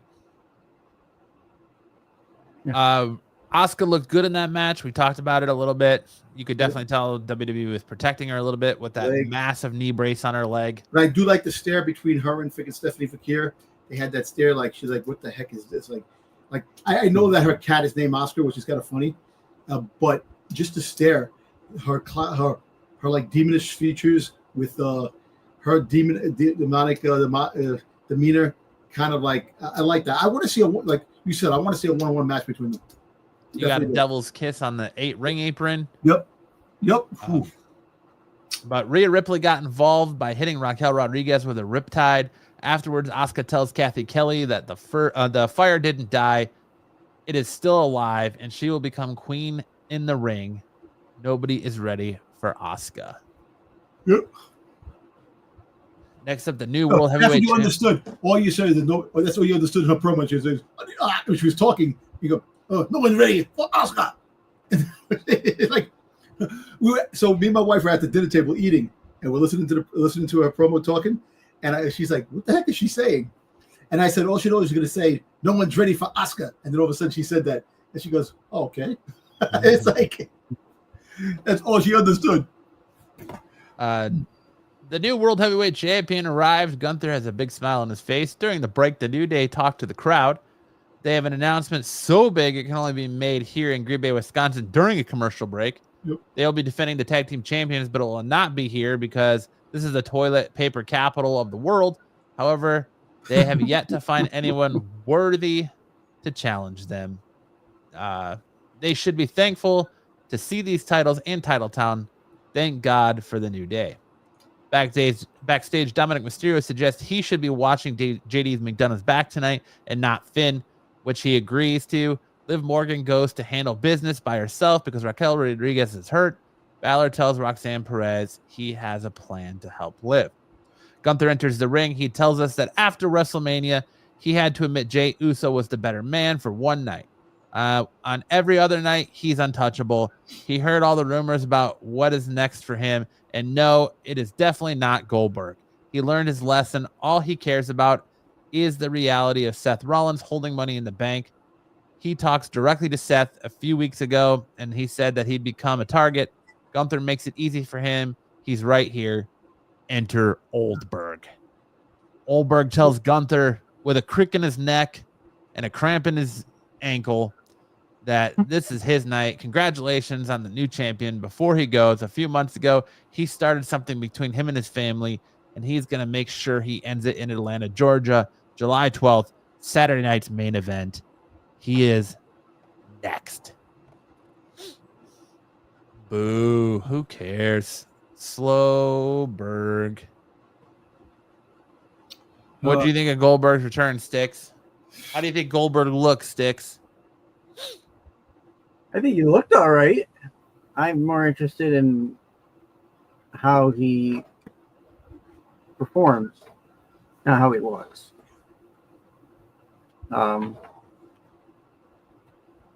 It felt like, who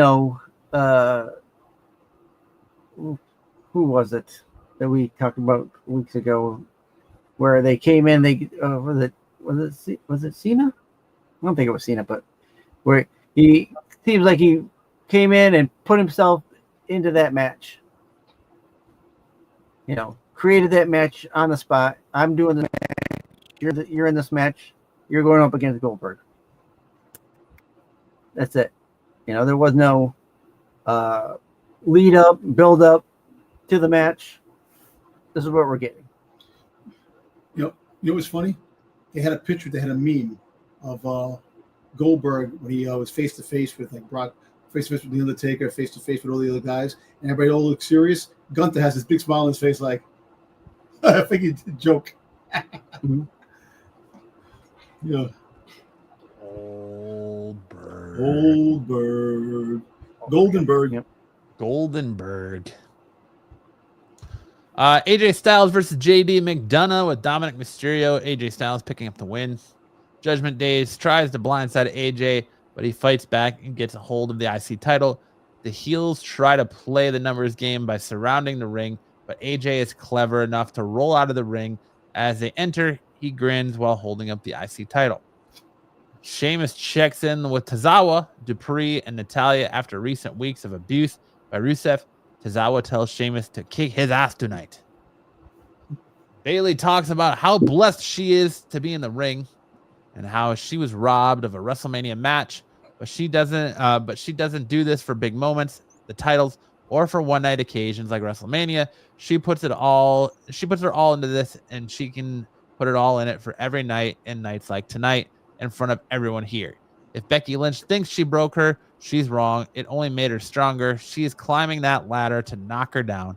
So Becky better get her ass out here right now. The new champion walks to the ring. Becky says Bayley would always prefer to have her friends than a legacy. Bayley fires back by saying she's already has a Hall of Fame career and is doing this to bring up the girls and to fight for the people. Becky says she used to do the same thing. Bayley calls her insecure and that she had to take her out because she to be a surprise to ensure the people would care about her return. Becky thinks Bayley has forgotten what gold feels like, so Bayley tells her to remind her the champion will be offer her a title match, but it won't be here. As Lynch turns her back, Bayley delivers a cheap shot. Like I said, it's gonna probably be, if not Night of Champions, if they don't book it at Night of Champions on Raw Monday night, it's probably gonna be Evolution or SummerSlam. I think Evolution's gonna probably get a lot of the matches because they have to get all the women. All the women are gonna be fighting. Yeah, I think it's gonna. That's probably where we'll get the triple threat match. Yeah, and we'll get, I hope, Stephanie Vaquer versus Becky at SummerSlam, because remember, SummerSlam's 2 nights. They got to book that. Yep. Jey Uso says he and Gunther are 1-on-1 or are 1-1, so they're going to run it back at some point. If that means winning King of the Ring, then so be it. How are they 1-1? How are they 1-1? Like, this is match 5 for them. How are they 1-1? They don't count those other matches because it's when with champions. That's the champions. Right. Shit. Okay. 512. I think Gunther is solidly. Maybe they're like, I think it's probably like 4-1 Gunther. Yeah. In favor of Gunther. Don't count those. Give me a break. We're 1-on-1. No, you're not. You've got the whole IWC out here screaming about how they don't want to watch Jey Uso versus Gunther again. 6. Okay, no 6. Please no 6. But next up, we have Kairi Sane versus Liv Morgan, with Kairi Sane picking up the win after Liv Morgan was unable to finish the match due to injury, which was just a freak accident. anybody out there saying that Kairi Sane should be in trouble for hurting Liv Morgan, that Kairi Sane's unsafe is absolutely ridiculous because it was just Agreed. one of those things, just a freak accident. No, it wasn't done on purpose. Because she also wasn't it Rhea Ripley the same thing? Wasn't it who she hurt before that they're saying that she's cursed, that she hurt somebody before and they blamed her. Are you saying?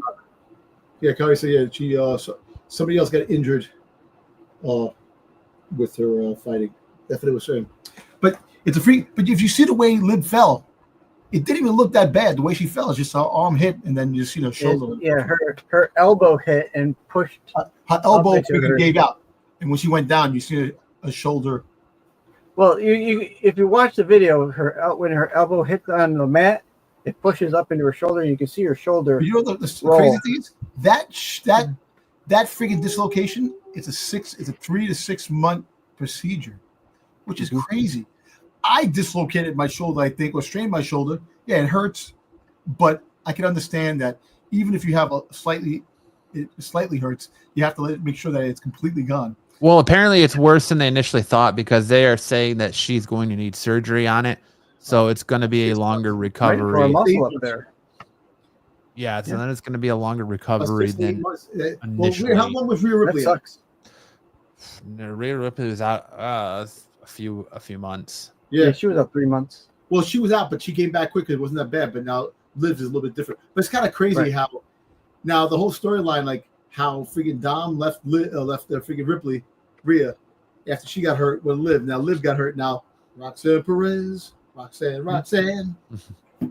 She's going to be bringing them all the tendies. Yeah, all the chicken nuggets. Karrion Kross talked to Sami Zayn again after riling him up. Zayn insults him by calling him a coward for not backing up what he says. When his King of the Ring is done, Sami will go to Adam Pearce so they can finally settle this with a match. Kross tells him he was wanted that he's wanted that all along. Getting tongue tied. Get Karrion Kross some more matches, man. Get him on TV more.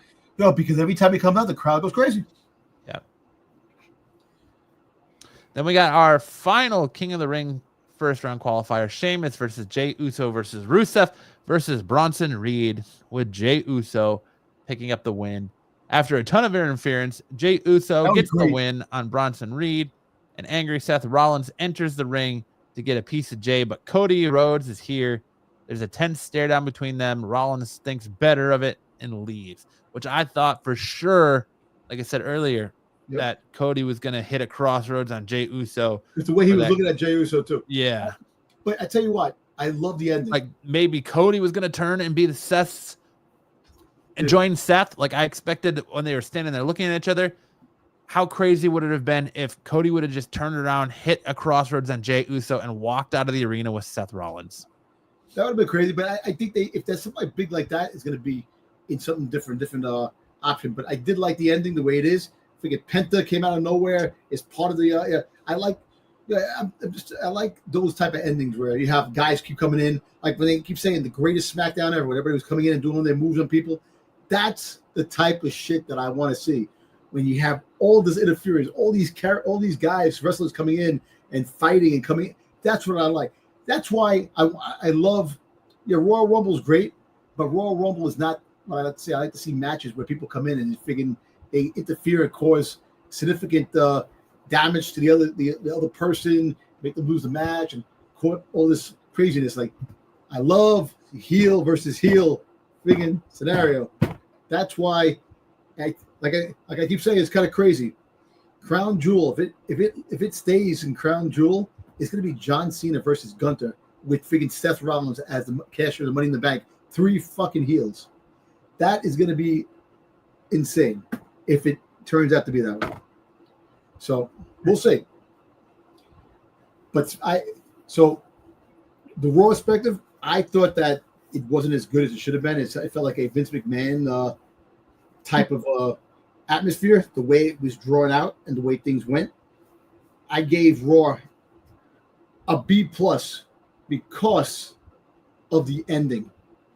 If you didn't have that ending, it would have been a C. It would have been a C-. I gave it a B+ because of that ending. Yeah, I'm right there with you. Like I said to start the show, Seth Rollins sent you put money on the bank on him for a reason. And what was that reason? To make him feel like the new Roman Reigns, to make it to where he doesn't have to show up on shows now. He can show up in a backstage segment or show up in the blink of an eye, go to commercial break, Yep, hold your briefcase, and Yep. that's it. You know, he doesn't even show up till the end of the night for a quick stare down with Jey Uso, which is broken up by Cody Rhodes. Yep. What are we doing with Seth? Like, he should be prominent. We still don't even have a name for his group yet. And we're 2 months from its creation. Well, I actually think we're gonna find out. We're gonna find out soon.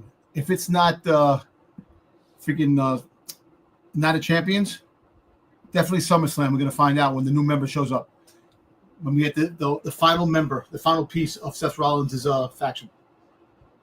So, and I think SummerSlam definitely is the place to be, and that's where we'll get freaking Roman Reigns coming back.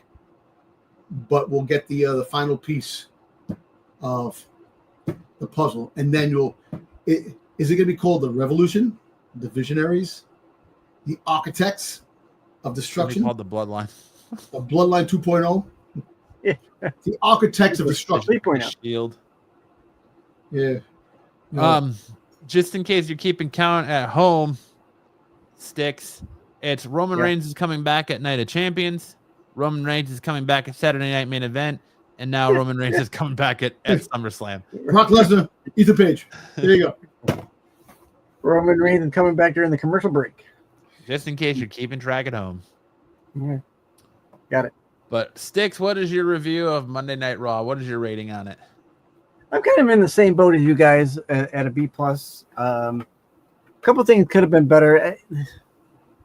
The Liv thing kind of was a downer for the episode, but I can't really blame her. I don't blame Kairi Sane for that. That's just a freak little thing that happened, and you know, for anyone to say that she caused that is utterly ridiculous. Yeah, Rhea Ripley came out and defended Liv and says, I saw it. Yeah, broke character. Hey, listen, at the end of the day, because you're a heel character, you're portraying a character. You're not a bad person. It's just the character you're playing, and that with actors and actresses too. When the fans go after them because fuck those fans, fuck those people that attack the actor for playing a part.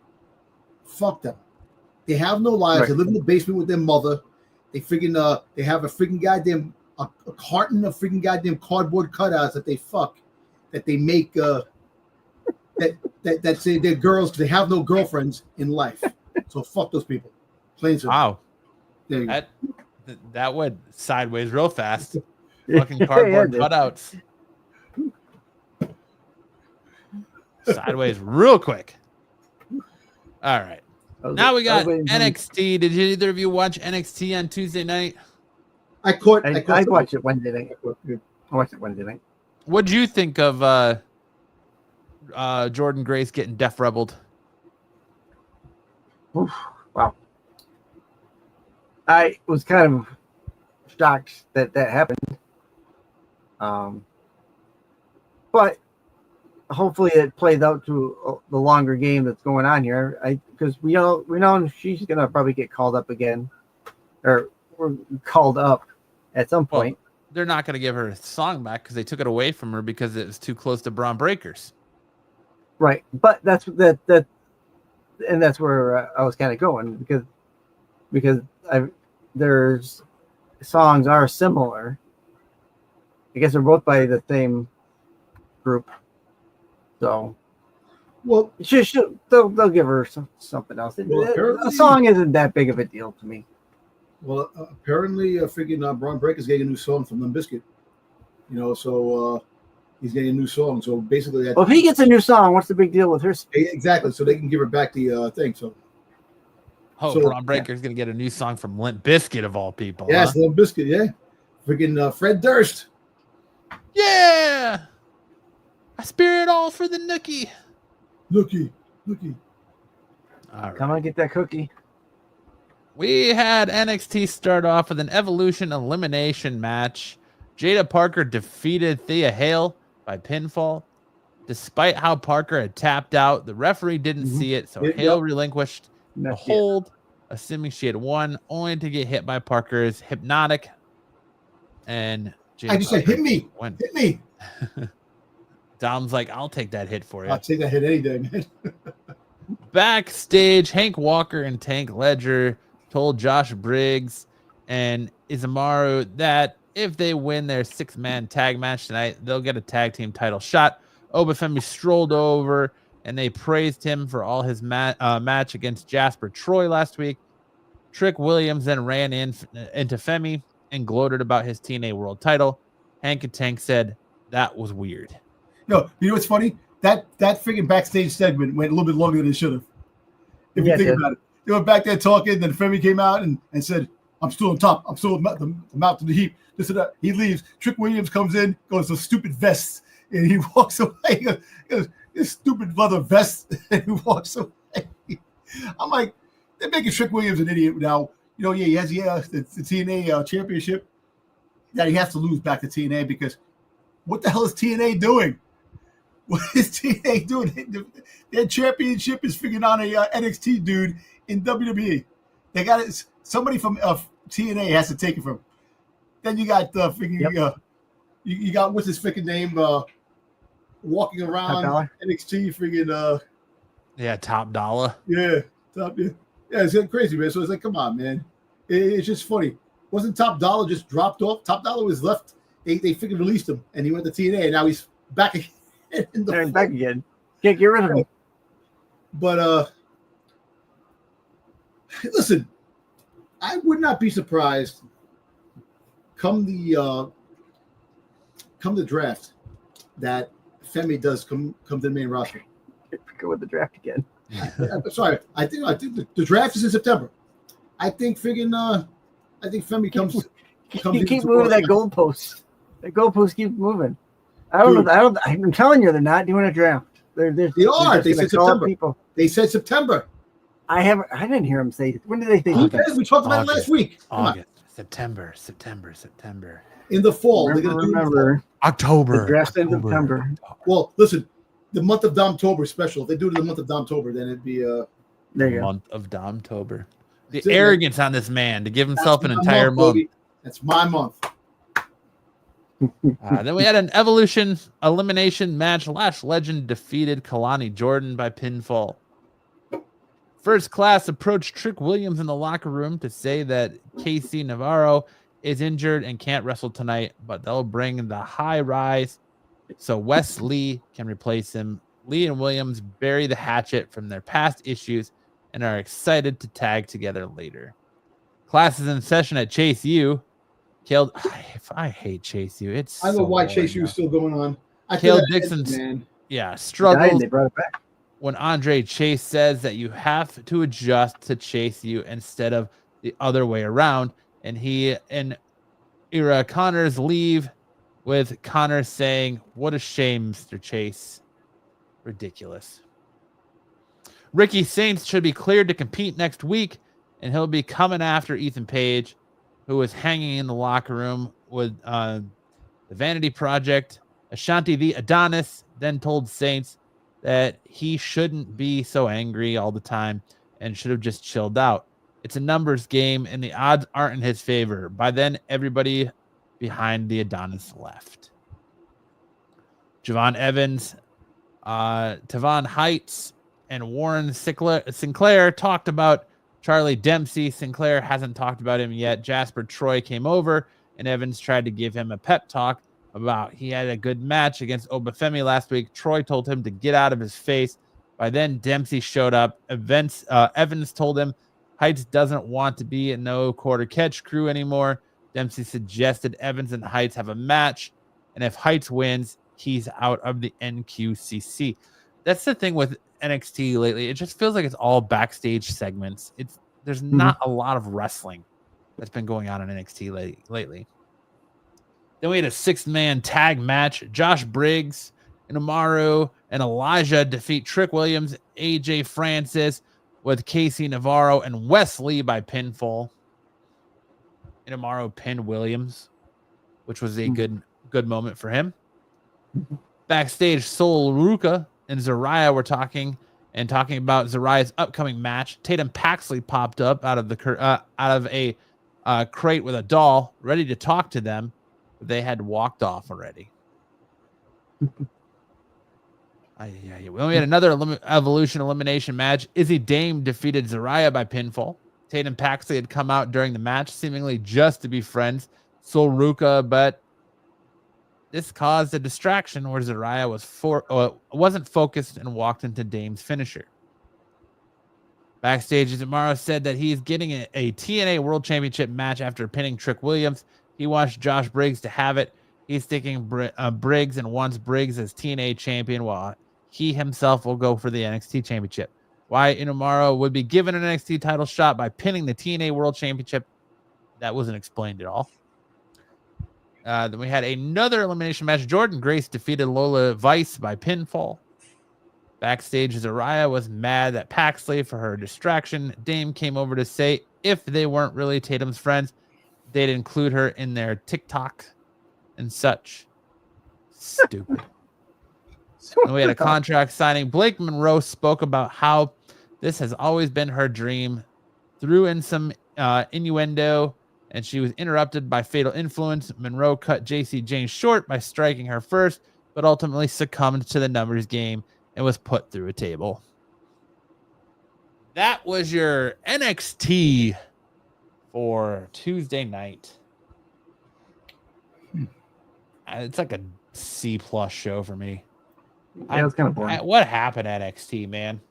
Julia leaves, Stephanie leaves, and all of a sudden NXT goes in the crapper. Yeah. Yep. Yeah, it hasn't been the same since what? Royal Rumble? Really? Yeah. It's slowly going downhill. So, yeah. See, I'm kind of around a C, really. It was too much backstage stuff for me. The matches were short, or didn't really amount to much. So, yep. You get what's her name, May, signing a contract. What do you do? Yes. Someone to a table. Yeah. That that aside. Yeah. Did either of you guys watch TNA or not TNA, but AEW Grand Slam Mexico? No. Oh, these guys won the championships. Freaking Gaza. Phantasm. They won No, I think you're thinking of the AAA Mania. Oh, AAA Mania. That's right. I'm sorry. Yeah, I didn't watch the. I didn't see the AEW event. I didn't see that, but I did see. Like I said, I saw freaking goddamn MJF freaking do the freaking grind. The freaking Mystico. The balls to the face freaking move. That was funny. The grind to the mouth. Boom. Yeah, I think NXT for me was a C minus. Kind of like the excitement. Mystico's the actual Sin Cara, isn't it? The original Sin Cara? Yeah, he's the original Sin Cara. I think so. I'm not sure. But yeah. Where's Dark State been? Where's Dark State been? Dark State. Nobody cares. They were trying to push him as the Shield 2.0, and nobody cares. Yeah. So they dropped him. Yeah. Yeah. Yeah, they had that match at Battleground, and that's been it. Yeah. That's the last we saw. I don't know. In the chase freaking. Oh, and they had a match against Chase U. Yeah, the chase. Yeah. That's annoying. And as for Jordan Grace, her song being changed because of Braun Breakers. Like I said, Braun Breakers getting new music soon, so she can get back the old thing when she comes to when the draft happens. She's going to get the come to SmackDown, and she'll get her some music back. Yeah, I think. See, I can't remember if he was the first Sin Cara or the second Sin Cara. I think he was the first Sin Cara. I think he was the first.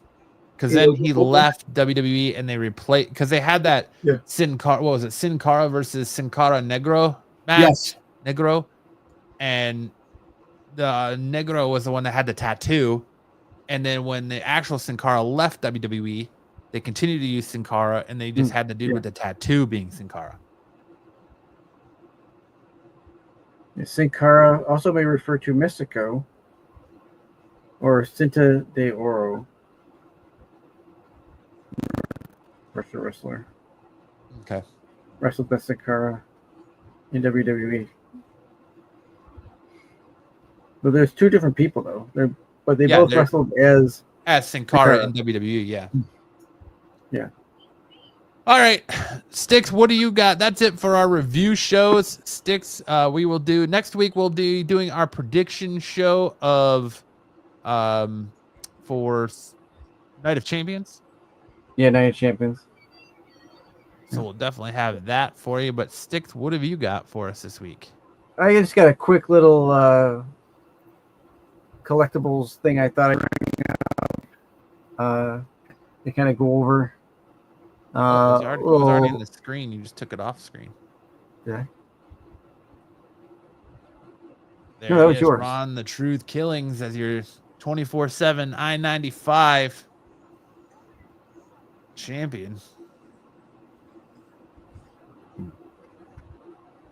What's wrong, Styx? I'm just waiting for it to pop up on my screen. Oh, there it goes. Yeah. Yeah, the segment I'm calling The Truth is Killing Me, top sales of R-Truth this past month. I like the segment title, Styx. Thank you. You're welcome. So first off,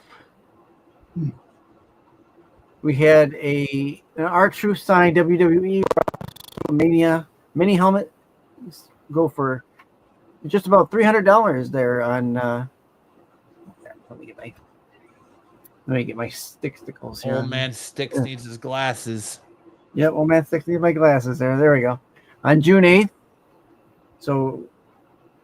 Yeah, let me move right after so people can see. There we go. This is just right after he got released, or right when he kind of came back. Yeah, right when he came back. June 5th, that 24/7 replica belt went for $279.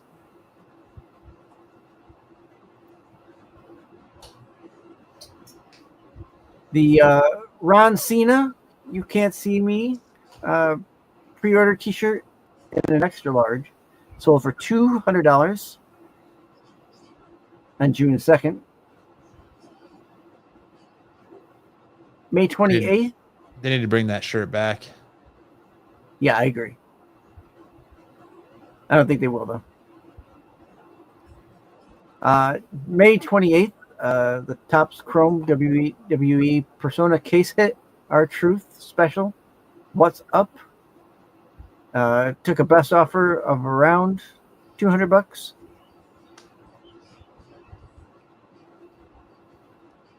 I don't know if it's going to happen, but yeah. April 29th, he was still R-Truth. His one of one sold for $200. it's not bad. One of one. 83 count. Yeah, one of one for $200. I think that's a for anybody that's a deal, and a one of one. WrestleMania mini helmet signed by R-Truth Fanatics. Again, a best offer of around $200.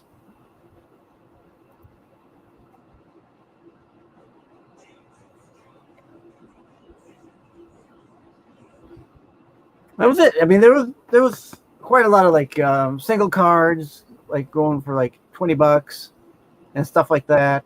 Some other of the shirts for around the same price, like $150, $200. So Ron, for lack of a better word, has been killing it on eBay in the later weeks here, from his release to his resurgence. Hopefully he keeps it up. I'm interested in what he's doing now. I like the fact that they've dropped the jokey joke R-Truth. I think a lot of people are going to miss that about him because he'd done it for so long. But he's still a hot commodity in the collectibles world for right now. So The truth keep will what you're set doing there, you Ryan. free. I like it. The truth will set you free. Hey, listen, really quick. This just popped up on my feed, which is it's kind of crazy. Like it's like kind of a what if type of situation. So it says Dirty Dom's dirt sheets. here we go. 5 things. Roman Reigns will be back for No, it July says 4th. 5 things that could happen if Vince McMahon buys WWE back again with Saudi collaboration. Oh. 5. Triple H could be removed as head of creative. I think that's going to happen without him 4. buying it back. 4. Brock Lesnar may finally return to WWE. 3. John Cena may turn babyface on his retirement tour. Dom wrote this list. No. 2. Shane McMahon returns to power. Nah. And number 1, Roman Reigns may become champion again. Yeah, I'm not. I didn't write anything, That man. list blows. But hey, Boo whoever wrote that. I know. Boo that man. We need Vince McMahon to buy WWE back with Saudi's help so we can have Roman Reigns be champion again. Because having Roman Reigns been champion for 3 years wasn't long enough. Hey, but the 3 Cena years going- that he was champion, how many times did he fight in the 3 years? Yeah. I mean, and Cena going babyface by the end of this retirement We run. already know. I actually think Cena goes You know that. babyface. I think he goes babyface He ain't because leaving heel. he sees how corrupt freaking Seth Rollins got, and he turns good again. That's the only way to. I don't know. You know, Little Jimmy's going to turn him back to being Yeah. Mr. Hustle, loyalty, and respect. he's gonna beat it out of him. Yes. Maybe we'll get that when they fight this think- week. When they fight, We mentioned it earlier. I still like my booking of the back and forth routine, making him soft again, realizing that he, shouldn't have been Dick wants heel to in the take a first hard place. Cena and turn him soft. listen. I went, no, I still like my friggin' rumor. I still like my there's a thing. cream for that. That friggin' Naomi cashes in on Gunther and friggin' goddamn Ridiculous, Goldberg. Dom. and wins the men's WWE championship. And then Brock Lesnar comes out and He's a F5s them all. Then Roman Reigns comes out He's a bitch. and hits them all with Spears a him from the spear. rafters. And then Ethan Page comes out and he takes them all out. Oh, And then evil. Ricky Saints comes out and everyone's this just is a going crazy for slobber Dom. A slobber knocker. Battle Royal ensues. Well, did you see that friggin' what's his face? Retired freaking Goldust? No more Goldust. He's retired officially. Goldust has officially been put away. You can't have No, Goldust anymore in freaking WWE. Dustin. Who retired Goldust? Dustin Rhodes retired. Rhodes. He has Dustin sign Rhodes. of gold. He can't use them in AEW anyway. I know, but I'm saying, but if he comes Well, back, that's not a stretch either. hey, Christian M, how you doing? Christian M. Hello, Christian. Finally had somebody Thanks for that stopping in. stopped in. Tail end of the show. It's It's awesome. Thank you We're for towards the jumping. end here. If you do get a chance, go back to the beginning and watch the show from the beginning. We had a pretty decent show. Which was good. Breaking news. Here we go. Another date has been added to John Cena's farewell tour. Ooh. For the first time in 7 years, WWE SmackDown returns to Newark the night before SummerSlam with nonstop action as John Cena continues the Last Time Is Now tour along with the biggest WWE superstars. Tickets on sale Friday, June 27th at 10 p.m. Yeah, I seen that he got traded to the Giants. I know it's not wrestling related, but he did. That's kind of crazy what Boston did for Giants. And they got He was Boston. caught in trouble in the. Boston got nothing. Clubhouse, Boston I got heard. nothing. Got nothing in return. So No, they got low-level draft guys. Yeah, the low-level freaking players, nothing big. Freaking Devers a good leadoff batter. Yeah, like I said, I heard that he was causing trouble in the clubhouse, so that's why they wanted to get rid of him. Even though he's their best player, I guess. Yeah. Oh well. So there you go. John Cena added another date. Oh, John Cena is definitely better than Goldberg. But don't tell that to Marco. Oh, you don't know who Marco is. Marco is John Cena or Goldberg is the best professional wrestler. Listen, you have a clip of Marco saying he's the best professional wrestler? I can get one. No. Get one. You probably Get one. Put it on. I can get one. Let's see if we have it. Yeah, so I think you gotta go to tech. This is Marco. Yeah, I did. If we find it, Marco thinks that Goldberg is the best wrestler ever. If we can find it, come on. It'd be funny if you do find it. As long as I'm fucking breathing, I'm gonna say Clearly shit. it's Gilbert. Whoops, that's not the right one. That's the one I like. That's me. As long as I'm breathing, I'm gonna see what I'm doing. I don't see the Goldberg one on here anymore. They take it down. Oh, there it is. Goldberg is the world's greatest wrestler. There you go. Goldenberg. Thank you for being a. Put that back up again, Matt. The Golden Girl Goldberg thing. You want to see Goldenberg? Let's end it with that. We gotta end it with Goldenberg, huh? All right, let me see if I can find it. Should be in my downloads folder. Yeah, there it is. Share screen. There you go. Goldenberg. She wants to thank you for being a friend. Next. Thank you for being next. Yeah. Thank you for being next. Where is it? Give up. That's perfect. That's so good. I should put that on a t-shirt and sell it. Yeah. Goldenberg.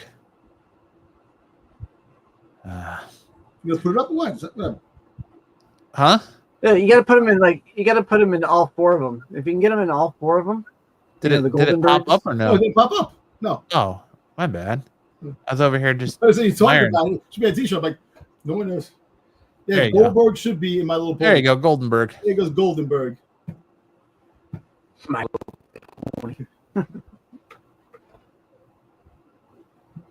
Nah, Cena ain't living with the championship. They're not gonna have him pull a CM Listen, Punk. Cena's gonna turn babyface again. He's gonna get turned babyface. Cena loses the championship. I don't think he's leaving with he's not leaving with the title. Goldenberg. But before we call it a night, thoughts on Corey Graves on commentary Monday night. Goldenberg looks cute. Goldenberg. Go ahead, Styx. I think Corey does a good job. I'm all right with him. I think he got thrown into it though. I don't think he had anything prepared. Well, apparently WWE is high on him again after his performance on Worlds Collide. And there's so much so that he's going to be the color commentator when Pat McAfee goes back to do football. He was good on Raw too. I will say they're not going to be calling Conan anytime soon. It was dry as a bone. He made me laugh. He made me laugh Monday night with JD McDonough. He says it's not his fault for his head's the size of a Minecraft character.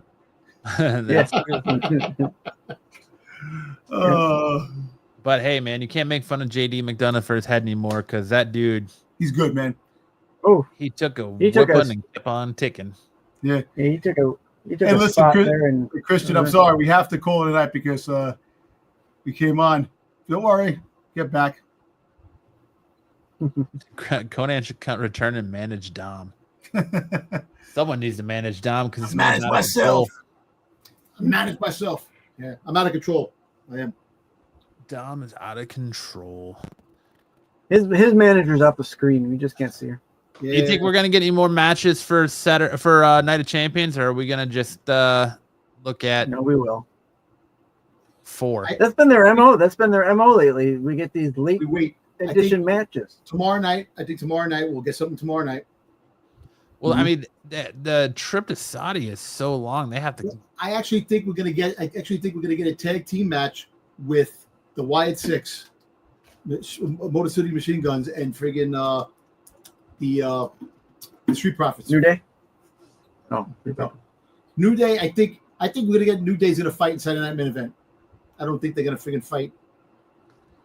It's the Night of Champions. You think Zelina versus Bliss at Night of Champions? And you don't think Zelina's gonna, or you don't think Alexa Bliss is beating Asuka?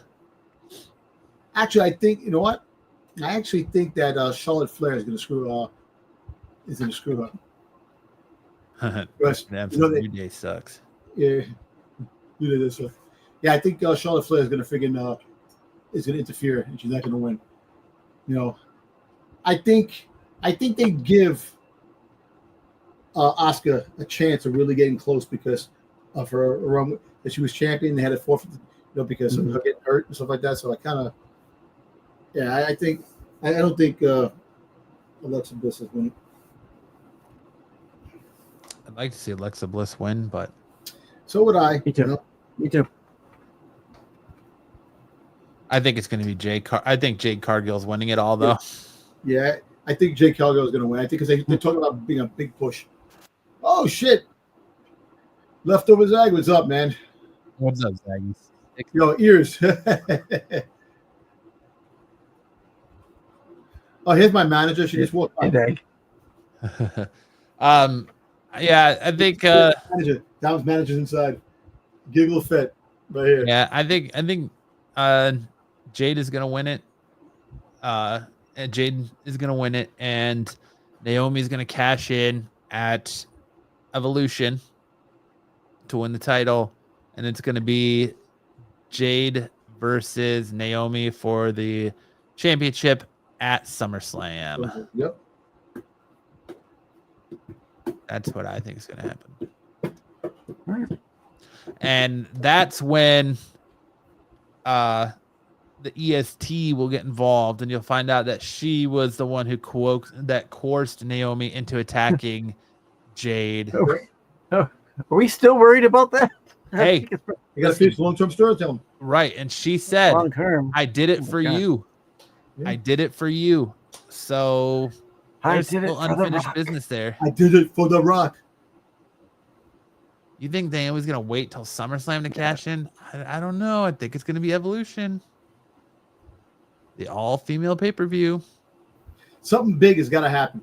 Well, listen, the Bella Twins will probably win the tag team championships, or unless Roxanne Perez comes in and proves her worth and they win, and then Raquel Rodriguez turns around and is like, you know what, we got lucky, thank you, and then that's what starts building a relationship. They go on a run. They go on a run and they become besties.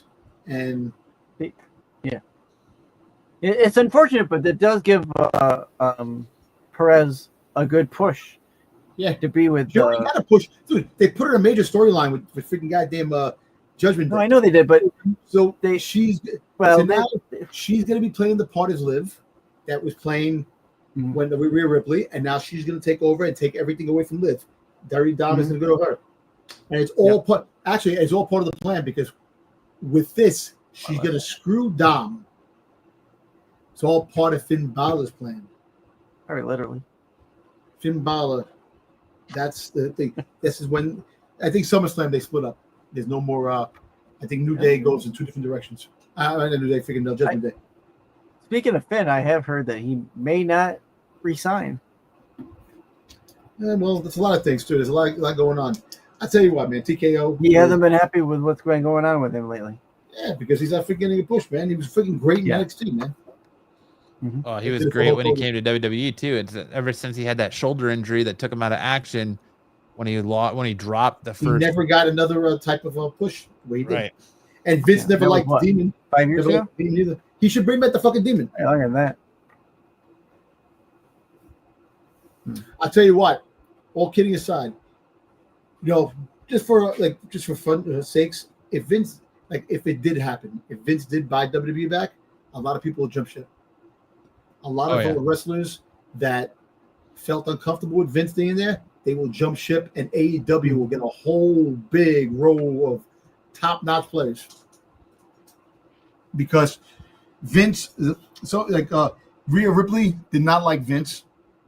You know, she felt uncomfortable when he was around. He was always staring. Friggin' I mean, it's Rhea Ripley. How can you not stare? I know. Of course, Rhea freaking Ripley. You know, but at the end of the day, man, I don't see that happening. But if it did happen, it'd be a different landscape. You'll have Austin Theory as a champion because that's his boy. Yep. Hopefully, he gets a push down the road too. It's his boy, Austin Theory. Theory, man. So, But Vince was a bad booker. He got bad over time. yeah, over time, he got bad, man. He was like changed match mid card. Oh, I thought we get this match. Oh, it was changed automatically. Last second. Card subject to Vince. Yep. But- Yep. All right, that's our show for this week. Make sure to tune in next week when we're going to be giving you our predictions for Night of Champions and doing our Night of Champions game. We'll see if maybe we can get Pete and Double O to make an appearance to give it some real oomph. Me and Dom got to break this tie. We have to break this tie for the off the mat IWC Championship. Got to make the tie. Sorry. We'll be back next Thursday, though. You can make sure to hit that subscribe button. Check us out next Thursday. And we'll talk about Night of Champions. If you like all of our pro wrestling content, make sure to check out one of the videos that are going to pop up after our beautiful faces go off the screen. Make sure to check out all the other great content. Make sure to check out Styx and Dom Friday nights over on Renovision on the Qualified. Make sure to check out Styx on his channel, Styx Boy 76 for his Doctor Who rewinds. And make sure to check out Dom Sunday nights on Renovision on the Star Wars show. Get all the Dom-tober you can handle. So much more. And on that note, Dom, what do you got for us as far as words of wisdom this week? Long-term storytelling. Believe in the process. Great things happen. Body starts slapping. Let's go. On that note, have a great night, everybody. We'll see you right back here next Thursday night. Same off the mat time, same off the mat channel for our Night of Champions preview. So long. Star Wars was the worst show ever. Oof, Dom. Them are fighting words. Yes, hey. Sorry, man. In the ring, the lights go down. Roaring crowd, they scream and shout. Chants echo, shaking the ground.